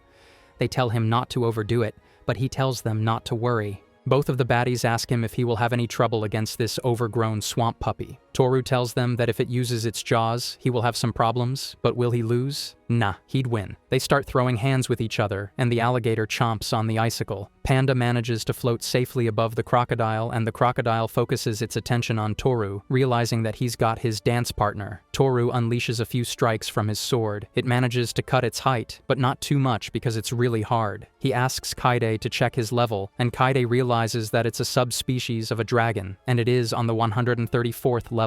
It's physically strong and has ice resistance. Toru scratches his chin over 100, so if he beats the monster, he'll get a ton of experience. Kaide smiles. She even serves Alyosha a cup of tea. Alyosha can't believe that they are so calm about their master facing the god of the swamp. Kaide just tells them that no matter what enemy he's facing, he is the honored one in the heavens and the earth, and she just wonders why, just how strong he really is. Toru, on the other hand, is busy thinking about all the wonderful dishes he will make out of the swamp puppy. He leaps away and cuts its tail off. As soon as it loses its tail, it also loses its self-confidence, and Alyosha can't believe that with a single strike, he was able to cut that tail off. Just how big is his sword? Kaide tells her that their master never relaxes, even against weaker opponents. He's always ready to face anything that comes up. She wonders what kind of power a human can have and what a man he is. The alligator all of a sudden sits up straight and tries to act like Godzilla, hitting Toru with a mouthful of icy breath. Panda manages to create a force wheel around them, saving them, but Toru is entering sub-zero temperatures. When the mist cleared, Toru was standing like a statue, and everyone started panicking except for Kaide and Frau, even offering Alyosha more tea. Alyosha wonders what the hell is up with their tea. Are they British or something? Sure enough, Toru cracks open his icy shell, and Alyosha wonders just how he is alive. He smiles, as this is not the first time this has happened to him. He looks at the overgrown lizard and realizes that if he pushes past the lizard, the kale will collapse. The scales seem to be hard and can make great armor, so he needs to collect them without making big cuts. Alyosha tells him to watch out. Why is he going for a head-on attack? Sure enough, Toru just zips into its gigantic mouth. Even the crocodile is confused as it wonders if it won. It then turns its attention to the girls floating over Panda and opens its mouth, but it can't close its mouth and falls on its back. A few moments later, Toru bursts out of the crocodile's chest, and they rush towards him, asking him if he's okay. Toru just tells Kaede to put this gigantic carcass into their magic storage box. Alyosha realizes that he's an unbelievable guy. He attacks the monster from the inside out. Later, he cleans himself up, and they start walking along the cave. They finally arrive at the holy palace of the village. It is full of beautiful crystals shaped like oars. There are gigantic emeralds, and it's a beautiful sight. Alyosha tells them that the lake has no monsters, so they can swim here without any issue. As he's covered in monster slime from head to toe, he just takes off his clothes and dives into the lake. He enjoys himself and looks at the sea light. He tells the girls that he is thankful to visit this place. He's never seen anything like this. Alyosha lowers her guard and laughs heartily, telling them that he is a very interesting man. If he wants to see something more interesting, he should drop by her room later to think that he defeated a big-ass crocodile easily, and he's as cheerful as a child. Toru smiles, wondering if she's mocking him, but she just laughs. Later, the white crocodile is tied to a gigantic tree over the river, and the chief is about to have a brain hemorrhage. They can't believe that the white demon has been reduced to sushi. Everyone prays for him for his hard work. He just says that he went into the mouth and cut it from the inside out. Easier said than done. The male elves, on the other hand, call him a liar. No one can return after being swallowed by the alligator, and they also yell at Alyosha for bringing a human to the sacred palace. Frau is so angry that she wants to throw hands with all of these elves. Toru also realizes that if it were the old him, even he wouldn't have believed it, but the village chief arrives and everyone quiets down. Alyosha says that it may be hard to believe that this man has defeated the white alligator. After her testimony, everyone shuts up. As things are getting more complicated, Toru just wants to leave. An elf woman tells Toru that she is grateful that he defeated the white demon. Her husband was killed by it 50 years ago. He has finally been avenged. A strange mood overcomes the elves as everyone starts crying out of relief. Their loved ones have been avenged by this kind-hearted hero. He truly is the textbook definition of a hero, and they decide to show him gratitude. They start celebrating and apologizing for their disrespect. Frau wonders why elves are so dramatic. Kaede is just glad that no one misunderstood her master, or else she would have had to freeze the forest over. The chief tells Toru that he is welcome to visit anytime he wants, and if he wants anything in return. As he has seen all the tourist spots, he is satisfied, but he wants half of the fangs and scales from the alligator. The elves tell him that, as he has hunted the monster down, he has the full right to get the whole carcass. But Toru argues that as he hunted in their sacred place, they also get to keep half of the body. The chief smiles, telling Toru that he is a strange man. Humans are supposed to be greedy. Toru just smiles, telling them that he is kind of different and they should recognize the Manhwa Brigade as friends of the elves. Alyosha smiles enthusiastically, saying that he is already their friend. The chief never thought that his stubborn sister would have an open heart. He smiles, recognizing this brigade as their future friends. He even decides to throw a feast in their honor and ask if anyone has any objections. Everyone starts celebrating, and Toru just wants to eat the roasted alligator. After all, he has earned that after being eaten by it. Kaede wonders if that huge size will take an army to eat it and cook it. Toru is lazing around the mansion. It's another beautiful day, and he feels amazing. He has his shorty by his side, a few bottles of liquor, and the sun is shining brightly. He couldn't ask for anything more. It's been a few days since they arrived in the elves' village, and right now, he is enjoying a much-deserved break. The elves greet him very warmly, even offering him one of the rabbits they hunted today. He's glad to receive them. They were a bit shy at first, but they warmed up to him, and they chatted all evening long. Ever since the incident with the white alligator, he's kind of a celebrity in this village. He's also gone hunting with the elves. The elves turn to leave, and Toru asks them to invite him the next time they go out to hunt. Kaede looks at the rabbit and smiles. They can use it for dinner. Toru finds it perfect. All of a sudden, Alyosha arrives.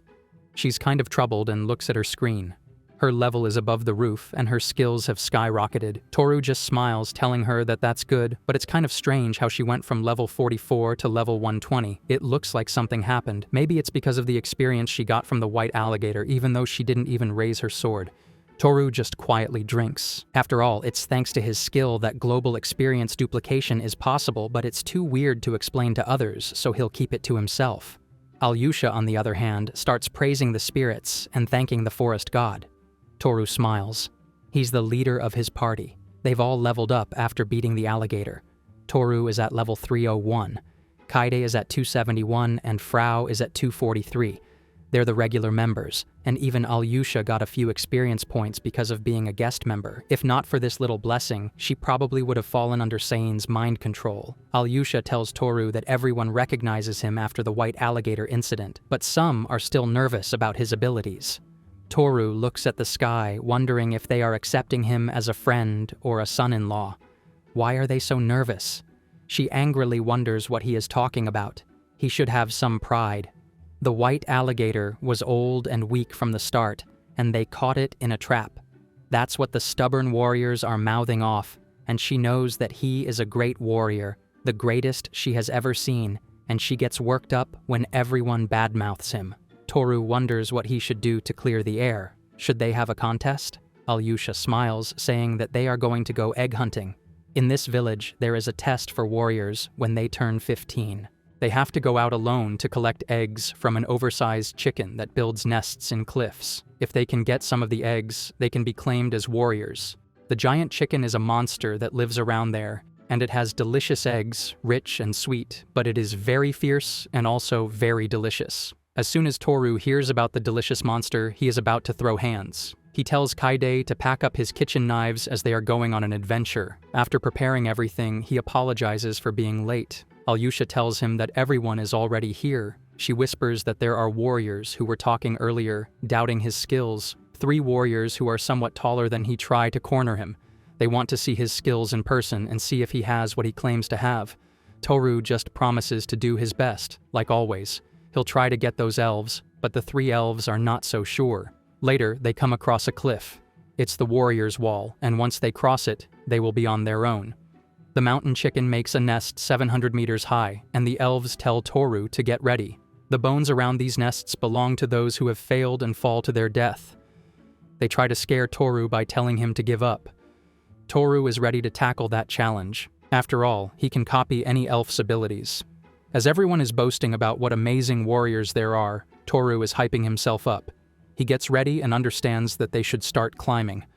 All of a sudden, one of the elves tries to attack him, but he effortlessly throws him on his back. Alyosha asks the elf what he is trying to do, and he angrily mutters that it's bad for humans to be close to her. He wonders who this little furball is, full of anger. Alyosha apologizes. This is Rydolf, a childhood friend who's kind of like a brother to her.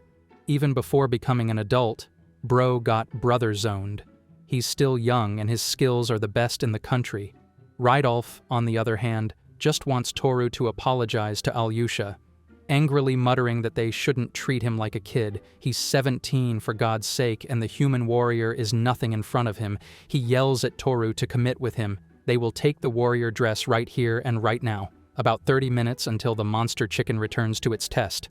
They will see how many eggs they can bring back. Toru smiles, asking what he will get if he wins. Rydolf yells that he will bow his head and dance naked, and he'll do anything in return. Alyosha, who already knows who will win, yells at Rydolf to cut it out. But he angrily yells at Toru, telling him not to get close to Alyosha ever again if he loses. All of the elves start laughing. They start placing bets. If Toru manages to beat Rydolf, he will get a 300-year-old grapevine, a 200-year-old ham, and also a mythical apple that grows every 100 years. Toru is more motivated than ever. He wonders just how rich the elves are. He accepts the challenge eagerly. Alyosha, on the other hand, says that Rydolf has leveled up once, while it will be his first time. And it's kind of unfair. This kind of competition can't happen. The elf realizes that she is right. Maybe they can teach him a bit.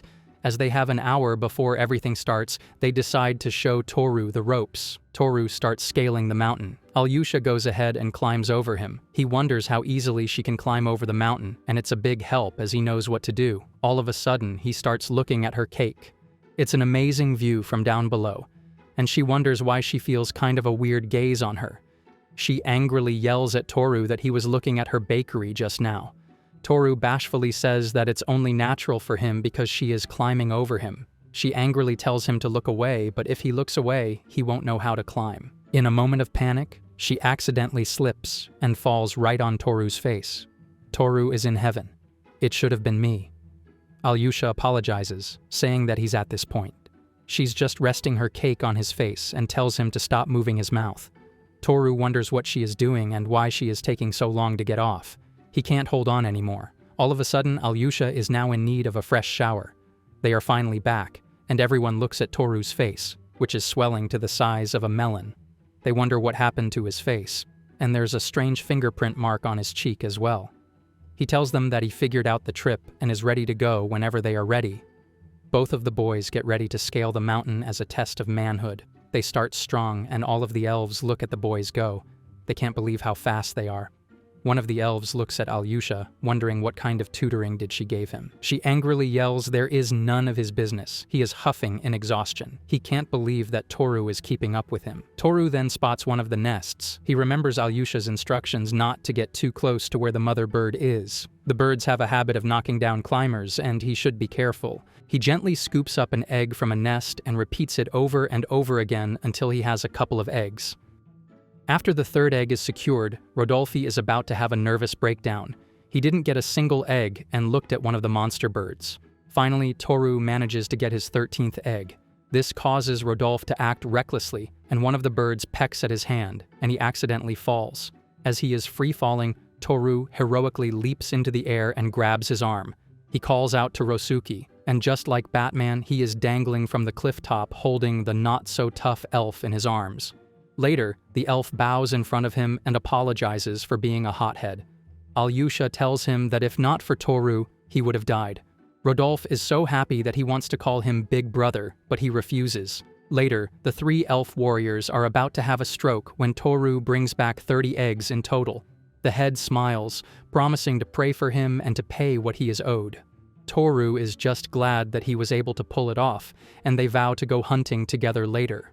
The elves want to apologize and invite him for dinner, but as his friends are preparing dinner, if they want to come by, they are always welcome. All 4 of the elves accept his invitation. Later, Kaide and Frau wonder why Master is late. It turns out Master is back with a whole troop of elves behind him, each one looking at him with so much respect as if he were their daddy. Toru tells them that he will be picking 5 items from now on, and she wonders if it's enough. He says that he has Kaide with her, so she should be able to pick out what they need. He also wants a couple of underwater scrolls so that he can go scuba diving with the fish. They also find a couple of scrolls that he was looking for and a message scroll as well. It's kind of like an ancient iPad. He can type messages and send them to others. Alyosha is glad. It looks super handy. And Toru tells her that it's a one-time use item, so if they have several, it will be useful for communicating in emergencies. He tells Frau to get as many scrolls as she can. As there are several hundred, they can get 30. One is for magic absorption, another is for sleeping, another is for increasing sleeping, another is for increasing stamina, and the other is for the best temperature. Kaide shows him the scrolls, and even though he appreciates them, he doesn't need help in that department. He looks at the magic absorption one. It's kind of like a magic loan ability, so if Kaide runs low on magic, he can lend her some. It turns out he can be a magical sugar daddy now, as he has a lot of magical seals. That won't be an issue. They wonder if they should also get a scroll that is kind of like a map. Toru tells her to order 30, but he also notices a few scrolls behind her. She says there's nothing, and he shouldn't worry about it, and he smiles. Indeed, it's kind of sus, and he uses his appraisal ability, and realizes it's an enhanced sense of smell. He realizes that she wants to level up her kink to the point where she can't even level up her kink to the next level of sniffing his shirts, but he pretends not to see it. Later, all of the elves are having a merry time together. Rudolph arrives and wants to stay a bit longer, at least 50 years. Toru wonders how he can say that with a straight face. He also wants to stay here longer, but they have a purpose now. One of the elves wants to show him a good hunting ground. There's also a teleportation circle at the edge of the tower. He wants to check it out first. After that, he plans to head to the capital and confront an old, trashy childhood friend. The chief arrives, telling Toru that it looks like he's already become part of the village. He's always welcomed over here and everyone is kind of sad, but they will end the night in high spirits. They drink the night away, they dance the night away, and they laugh the night away. They drink the night away, they dance the night away, and they laugh the night away. Later, Kaede and Toru are cuddling together, and he looks at her gigantic melons. Alyosha tries to confront him about the lewd expression on his face, calling him a pervert. She hands them water, and as Kaede takes a sip, she suddenly uses his thigh as a lap pillow and falls asleep. Alyosha also says that she brought food for him. He tells her that he was getting hungry and that it's delicious. Alyosha tells him that that's nice. Sometimes she likes to cook, and Toru tells her that whoever marries her will be a very lucky guy. This causes her to blush furiously. She nervously wonders if Toru likes girls like her. Toru says that she's beautiful, caring, and is good at taking care of others. Meanwhile, the chief is having a merry time, drinking wine and whistling his little tune. But when he finds Toru about to be his brother-in-law, he gasps in surprise. He quickly sits next to them and asks him if he's enjoying the party.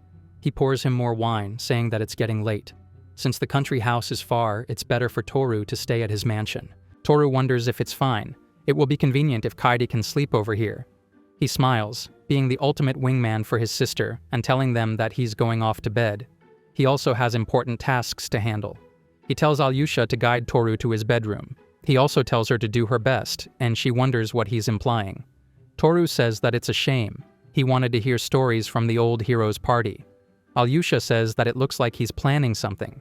Frau, on the other hand, is just drinking more than her body weight. Life is peaceful right now. On one side, an elf baddie is pouring him drinks, and on the other side, a foxy baddie is resting on his shoulder. His pets are happy and well-fed, and he is well-liked by everyone. He tells Frau that he's going off to bed, and she says she's going to keep drinking for a bit. In the mansion, he realizes there's only one bed, and it's a double bed. Alyosha says that it's strange there should be 4 single beds over here.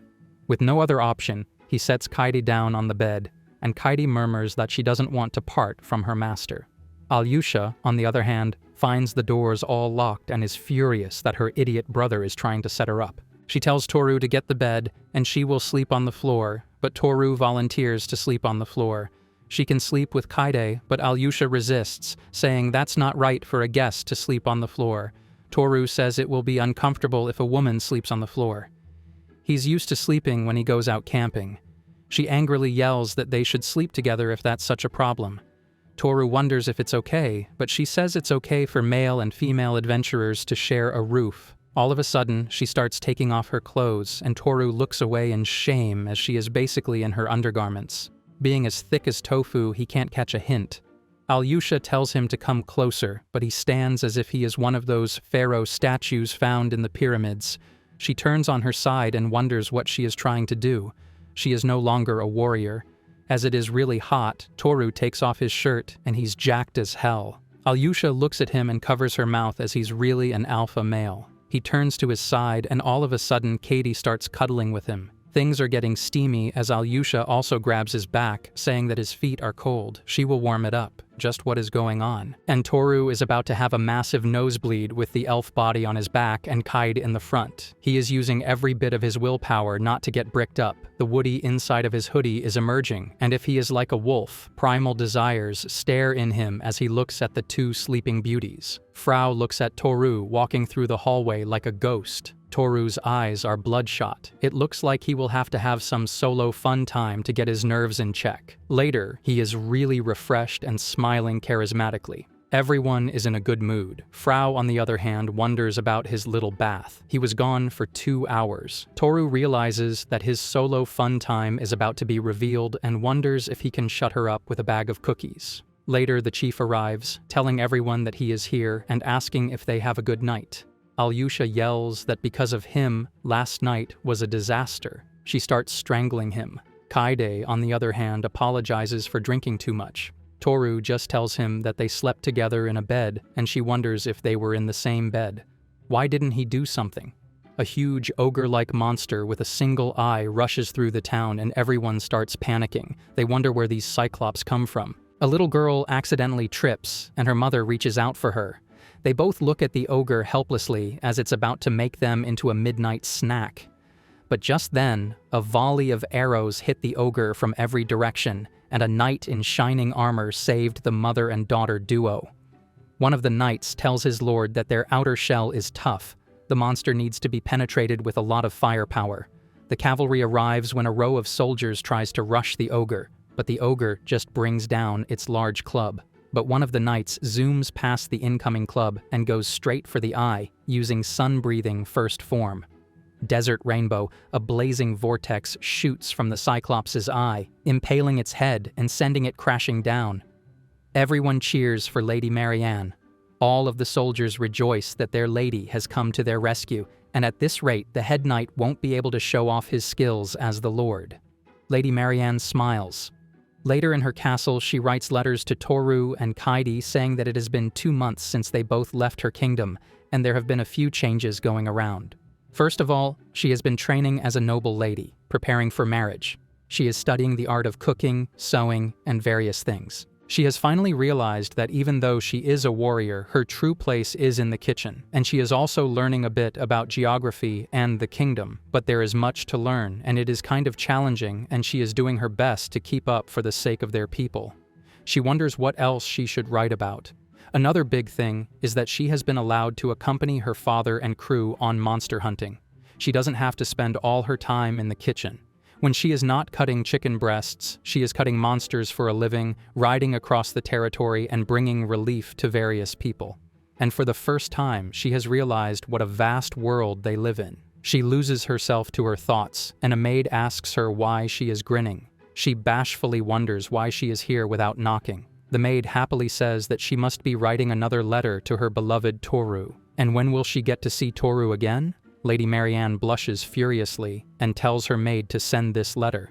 It is addressed to Princess Luna of the Greyfield Kingdom. The maid wonders what she should write about this time. She explains that it's about the ruins she saw while running into monsters. And it's also something the princess should know. And speaking of letters, there is a mountain of letters waiting for her on her desk. The maid explains that these are all the gentlemen she greeted at the ball. Lady Marianne is surprised to learn that she has a whole fan club sniffing out for her. She stood out so much as a regal beauty that all of the others were stunned into silence. They were at a loss for words, while Marianne could only wonder if she had done something wrong. One of the gentlemen even introduced himself as the Duke and asked her for a dance, and she happily obliged. Soon, a whole crowd was competing to dance with her while the other ladies were green with envy, wondering why she was more famous than an OV model without selling her dignity. They wonder why she looks so radiant. The maid smiles, recalling her dazzling entrance. She has been by her side for a long time and has been watching her all the time. But there was never a time she stood out so much.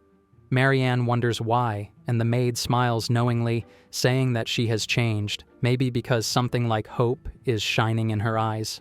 She wonders how Urara is doing. She went to check on her the other day, and she was enjoying time off with her husband. It seems as if their child is doing well. Marianne looks at the sky, saying that Urara was always taking good care of her, and she hopes she has a safe life full of happiness, though the maid wonders if she will be back to work soon. Marianne tells them to drop the letters at the post office, and she should politely decline the gentleman as well. Later, she picks up her sword as she is at ease when her sword is by her side. She might have changed, but it is true that if not for Toru and their little chance encounter, she would have ended up like a bird in a cage, and she wants to express her gratitude now that she has a sword in her hand. She can carve her own name. She opens the windows to her balcony, scaring the pigeons and signaling that she is free for the first time, and now she will support Toru. Until then, Toru should take care of himself, as she will continue to polish her skills until the day they reunite. Later, all of the elves gather together to bid Toru farewell. Toru promises to be back after collecting the rewards for the scrolls. The chief asks Toru if he has a moment. He is a little worried about this teleportation circle. If he ends up in something dangerous, he should take care of himself, and if the other side of the circle is near the village, he should destroy it. Toru smiles, though it is really close to the village, but he will still send a message if there is a problem. He tells Kaide that it's like connecting to two different places, so they should be ready for a little travel sickness. The elf buddy tells them to stay safe and make sure to come back. All the other elves are moved to tears, looking at him like a big brother going away on an adventure, and telling them that they are friends and he is always welcome here. Toru is grateful to have met all of these wonderful people, and he happily leaps on the transportation circle. Alyosha holds back her tears as her big brother smiles, telling her not to be down. They will cross paths soon in the future. Toru arrives at an unfamiliar location and wonders why it smells so weird.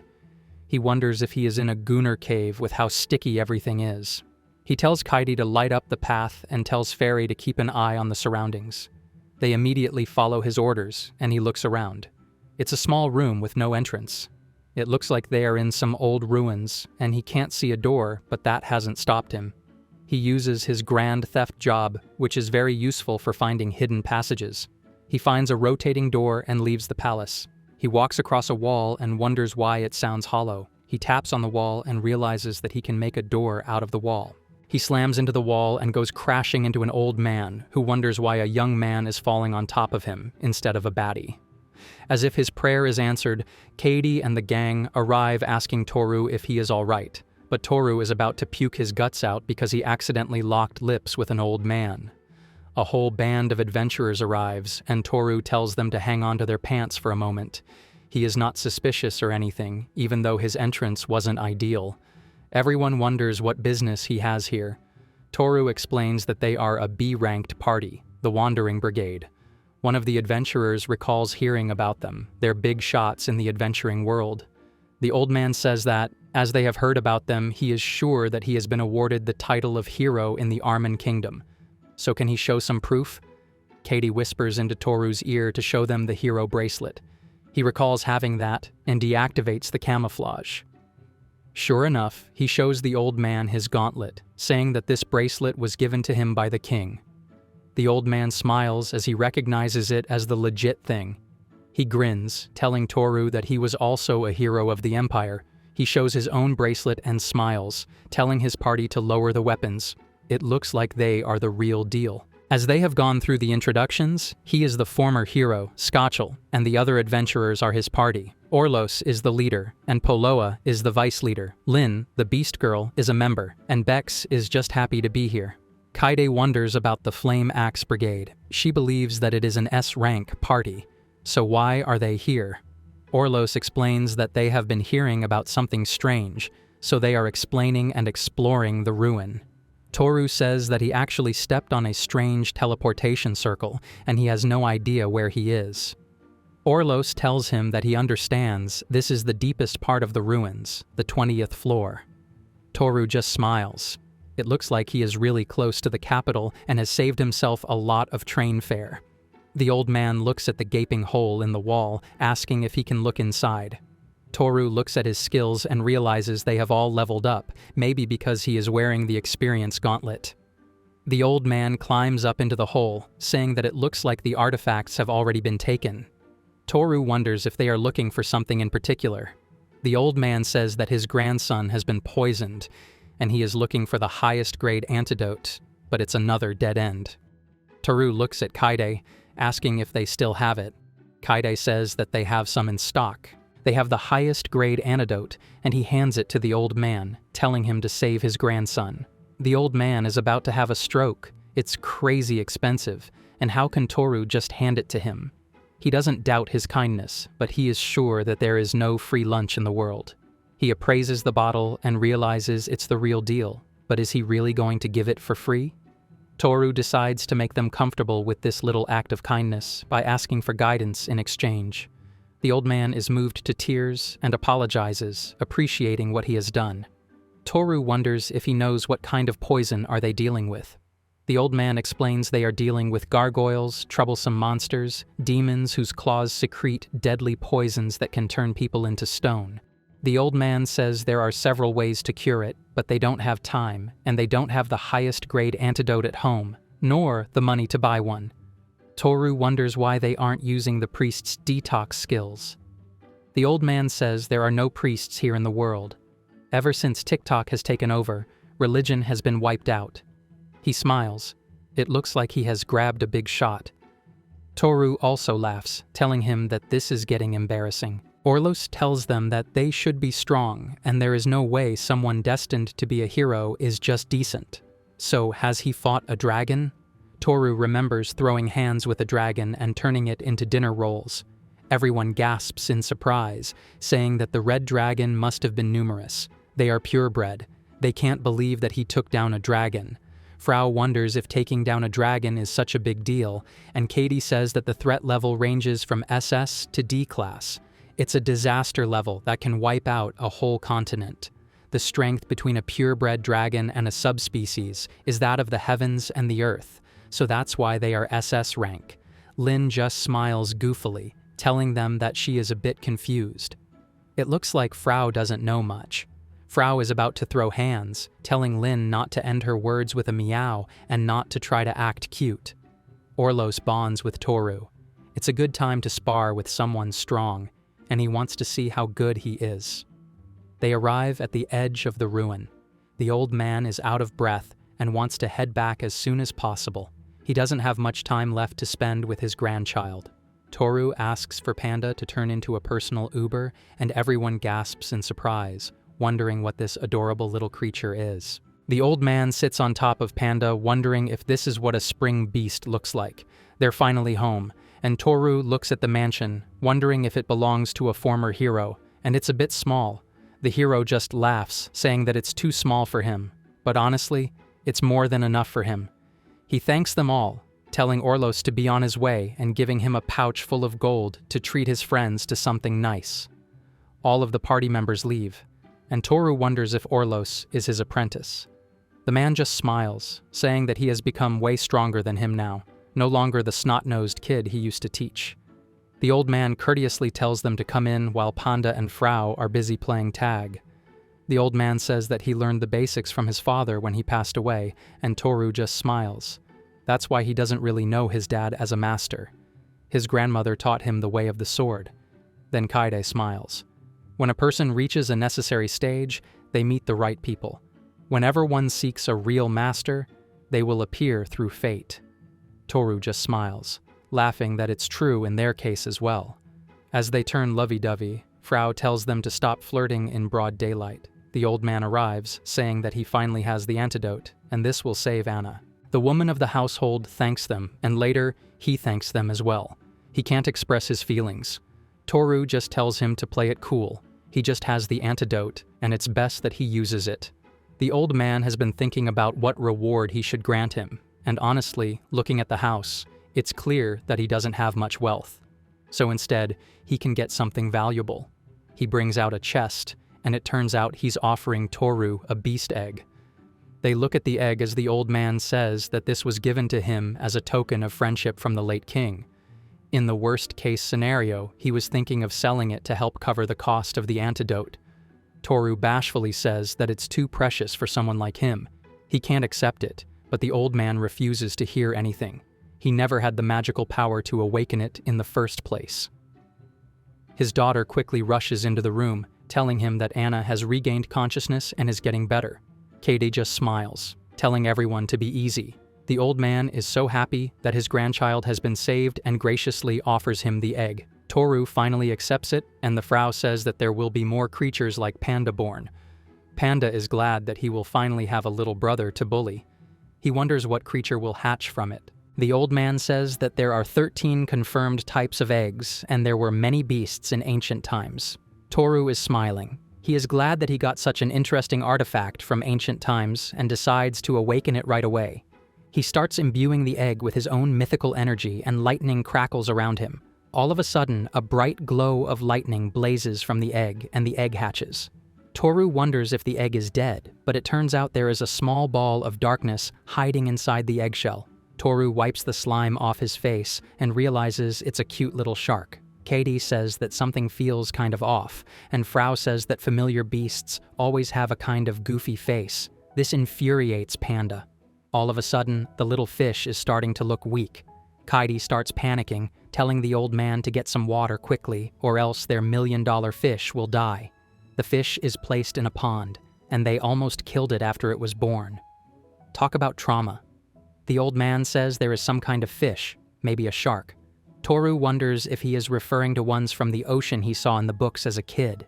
That was really scary, but this little guy looks very adorable. It's cuter than a Labubu. He tells Kaidi to use the appraisal skill, and it turns out it's an aquatic guardian-type familiar. They wonder what they should name it. Honestly, Bro's naming sense is worse than dirt. He names the fish Sharko as it looks like a shark.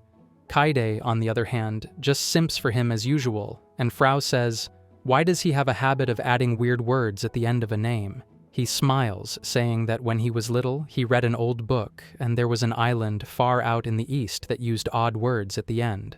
Toru lovingly pets his pet shark. Officially meeting him and the shark, all of a sudden, gets absorbed into his tattoo. The old man wonders if he can summon and dismiss familiars whenever he wants. He smiles, saying that, except for the panda, he can use them like Pokemon. Kaidi says that it's already getting dark, and Toru realizes that they should leave, but the old man tells them to relax at his place for the night. He even has a few rooms to spare. They decide to stay the night, and after having a hearty dinner, Toru and Kaidi thank the old man's daughter for dinner. She is just glad that her daughter is safe. The old man wants to have a word with Toru. He guides her to Anna's room, and Anna greets them. She is glad to hear about the Wandering Brigade and thanks them for saving her. It might have been quite an expensive antidote, and she doesn't know how to repay him. Toru just tells her to be straight with her thoughts. He already got something appropriate in return, so she shouldn't worry about debts. She should just try to get better. While they are thinking about the doctor who said that she only had 2 days to live, a blonde man bursts into the room completely disheveled and asks Anna if she was truly poisoned by gargoyles. He pushes past Toru and asks her if she is all right. Why didn't she tell him? Anna says that he is destined to inherit the throne of the kingdom, and for someone like her, who doesn't have a rank. He shouldn't use the royal family's power, but the prince starts crying. The strength he has is to protect her. Toru, Kaide, and Fairy look at the touching reunion, and they have a warm feeling inside their chests. Toru wonders if he is really the prince, and the old man forgot to mention that her granddaughter is in love with the first prince. Toru wonders if Anna will be the future queen, and the old man laughs, telling them that they will see what is in the future. The prince, on the other hand, says that his mother really likes her, and Anna tells him to stop pushing himself so hard. Toru smiles, realizing that they should give the couple some privacy. Anna tells the prince that Toru is responsible for saving them, and the prince is about to swear loyalty for the rest of his life. He grabs his savior and thanks him with snot running down his face. He even drags him off for a private 101 in a carriage. Toru wonders what he is planning. They arrive at the royal castle, and the prince tells his mother that he is finally here. The queen wonders why the prince is being so unruly, but he just says that they have to reward the ones who have saved Anna. The queen is beautiful in her own right, aged like fine wine. She reminds her son to address her as Majesty. He is just so happy that the love of his life is saved that he doesn't care. He smiles enthusiastically and turns to leave. Toru is standing in front of the queen awkwardly, like a high schooler who forgot his math homework in class. The queen notices him to be quite ordinary, looking like a normal adventurer. How could he have saved Anna? Did he just stumble across the antidote? The prince just smiles, telling his mother that she seems smart. The queen looks away, granting him 5 million and considering the matter closed. Toru is happy that he will get to go home. As the queen is eager to get rid of Toru, the prince says that it was a national crisis, and Anna's crisis is equally important to him. Everyone should be glad that the future queen is safe. They should grant him a medal or something. The queen reminds him that they can't hand out medals like discount store candies. They ask Toru to introduce himself, and Toru says that he is the leader of the Wandering Brigade. The queen notices his party as he continues that he is traveling with his companions and sightseeing. Helping Anna was just a coincidence.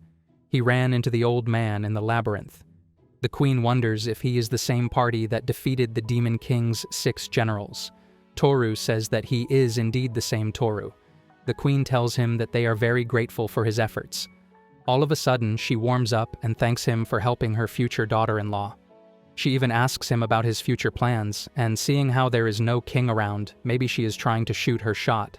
Toru has a bad feeling about it and says that he has some business to attend to and will take his leave, but the guards block his entrance. The queen says that she has heard quite a lot about him, and maybe he can help their kingdom in its time of need.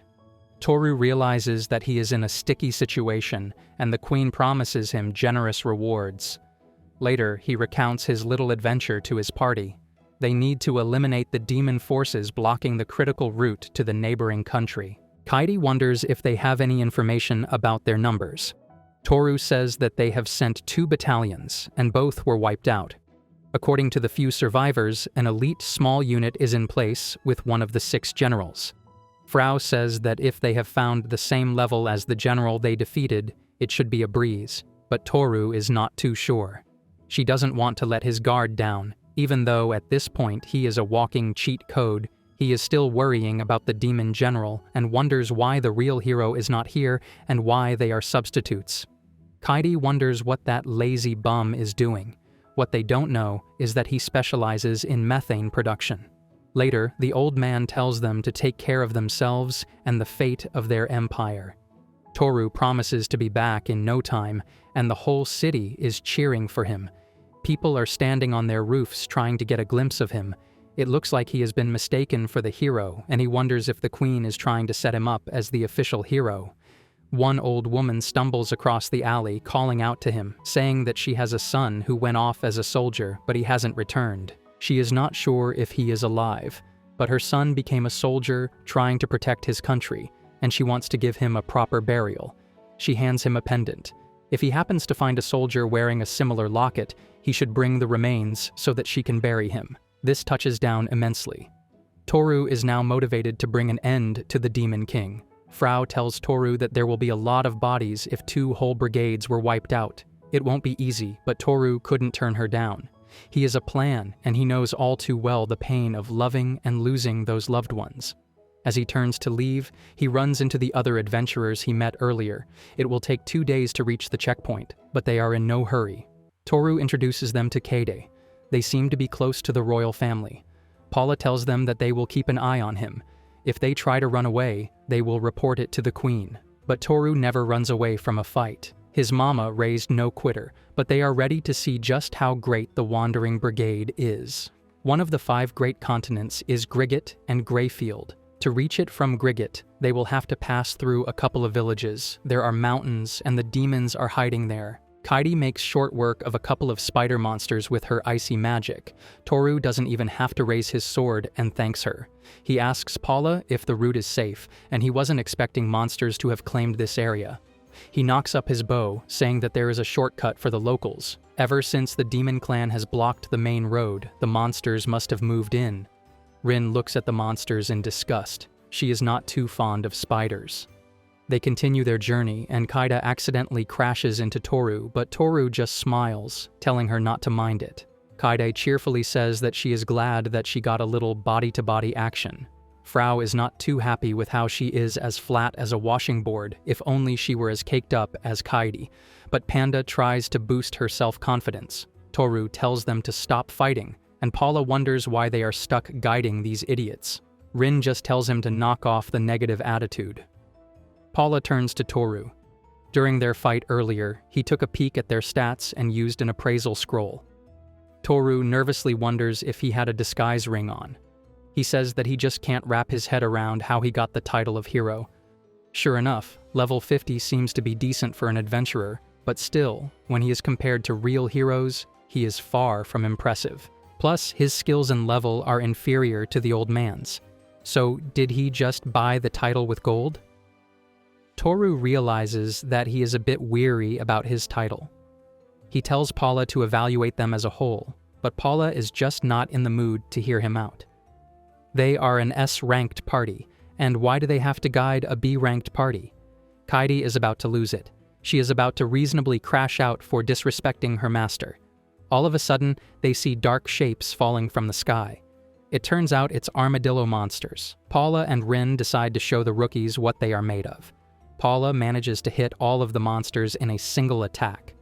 Toru is surprised that this is what an S-rank party looks like, and Rin also shows off her beast skills, leaping from monster to monster and slitting their throats, kicking their head in, and making them fight each other. Her agility is through the roof. They are the perfect combo, with Rin taking care of close combat and Paula taking care of ranged. No wonder they have made a name for themselves. They try to act cool in front of Toru, saying C-rank monsters are nothing in front of them. They eat those monsters for breakfast, but all of a sudden, a gigantic yeti arrives. The flaming duo look at the yeti in horror. It's incredibly bushy. Toru wonders if it's the legendary giant ape. Kaide says that they must back up. It's the alpha of the pack, a level 86 monster, and it's eating the armadillos they just took down. Toru wonders if they have tracked down monsters all the way. Paula wonders if it's eating, and maybe it will leave after having a free snack. As soon as it eats a snack, it looks at the adventurers and starts roaring. Toru realizes that violence is inevitable. The ugly ape rushes towards Toru and tries to smash him into the ground, but Toru holds both of his palms with a single hand. The ground underneath his feet crackles and fissures, but Toru is unmoved. This so-called alpha gorilla is nothing more than a little monkey in front of him. He eats dragons for breakfast and white crocodiles for lunch. Toru just kicks him into the mountainside and smiles, telling the duo that the sun is setting and they should get it moving. The duo is not too sure how to deal with Toru anymore. They can't believe that someone like him exists. Later, they get ready to eat together, and both of the duo find the cooking very delicious. It's the second day of the little crusade, and the archer looks around saying they are 30 minutes away from their destination. Seriously, bro just turned into Google Maps. He tells everyone to stay sharp. Toru looks around and realizes the fog is getting thicker and fallen stone soldiers lie on the battlefield. Toru looks at the pendant and activates the dragon eye to find a matching pair. He finally looks at a corpse with the same kind of pendant, but he tells everyone to be on high alert. The enemy might be around. A dark shape looms through the mist. Paula notices a zombie hobbling towards them. It looks like all of the soldiers are being reincarnated by necromancy. Toru wonders if Jin Woo is the final boss. The undead soldiers zoomed towards the party and tried their best to fend them off. Toru wonders how they should deal with them. They are corpses, but they have weapons and arms. No vital points. It's not the ideal matchup for archers and heavy hitters. He is trying not to damage the soldiers' bodies out of respect, but unless they completely destroy the soldiers, it will be a zombie bargain sale all around them. Kaide wonders if she should just freeze them all. It will stop them from moving. Toru uses all of his brain cells to wonder about the enemy. It looks like it's a necromancer, and maybe they should ignore the undead and go straight for the big boss. He manages to cut the invisible threads connecting to the corpses, and all of a sudden, all of the corpses go limp. Toru tells everyone to hold them off, and he uses his Thunder Knight legs to boost his agility and uses Dragon Drive to pick out all of the invisible threads. He finally comes across an ice-cross grave. It's weirdly quiet and beautiful. Paula says that no one is moving, so maybe they beat him, but Rin is not too sure. Toru tells them to be on high alert. If someone tries to reconnect the magic threads, they won't be able to move. Paula wonders about the magic threads. He couldn't see anything. Toru just smiles. He has limitless 6 eyes, so he can see the threads. He can't sense any magic around them and wonders if someone is controlling the corpses altogether. It must be one of the demon generals, and they shouldn't stick around to find out and keep it moving. Meanwhile, at the checkpoint, the necromancer looks at his hand, telling the others that 10 kilometers around the road, his connection with the dead bodies has been severed. A demon berry says that someone can break the puppet master's threads. It looks like the hero is finally here. They try to stock up on some anti-hero spray, and one of the big bad demons tells the others that they can't kill the hero yet. They need to tear him down and crush his dignity. Throughout the ice-cross glaze, Kaide manages to bury more and more undead with her ice matter, and Paula has a creepy feeling the deeper they go. Toru decides to give him a high potion, and they gulp it in one sitting and feel much better. He looks at what a powerful party they are. Calling them a hero party is not an exaggeration. He finally accepts them as the hero. All of a sudden, the entire cave collapses. Toru tells Kaede to quickly form a wall, and after giving everyone a good view, she creates an ice wall. One of the demons arrives, saying that it's fun getting to fight like this. Frau is not too sure and tries to bash his head in with her little hammer, but it looks like the demon doesn't appreciate a free lobotomy session. One of the little demons tries to fend off the Frau. They find her annoying like a wasp, and she angrily yells, "Why is she being compared to an insect?" Kaede tells everyone that this is getting troublesome, and the opposing demoness promises to give her a full makeover after she is done with her. Kaede tells them to leave and go ahead. Toru smiles, thanking them to hold the demoness off, and speeds past them, ignoring them like yesterday's trash. The demoness can't believe that he can walk on water. Is he their lord and savior? And Kaede tells the demoness not to worry about that. He's just running fast enough not to sink. They zoom through the cliffside, and Kaede is left standing all alone, ready to throw hands with the demoness. The cheap assassin demon tries to attack her, but Frau manages to hold her off. Even though she is so small, she is powerful and doesn't back down from a challenge. Frau just smiles, telling him that he should be proud that he is strong. It's expected of one who is close to the 6 generals. He tries to use atomic flashes, but Frau is too powerful. She manages to bash the demon into the cliff wall. Going head-on with her while she has her hammer is not a good idea. She apologizes because he has killed a lot of soldiers, so she won't let him go. The demon tells her not to underestimate him. Even though he is as small as a child, he is close to one of the 6 demon generals. But Frau is not too pleased. What he is saying is that he glazes one of the 6 generals, and that's not something to boast about. The demon tries to use shadow clone jutsu to attack Frau, but Frau uses perception and finds the real body right away and hits it with everything she's got. She stands above the battlefield like a tiny little Super Saiyan, wondering if Kaede is still having trouble with her battle. Kaede, on the other hand, is just getting started. As the demoness tries to get rid of her quickly, Kaede promises to finish it in the next move.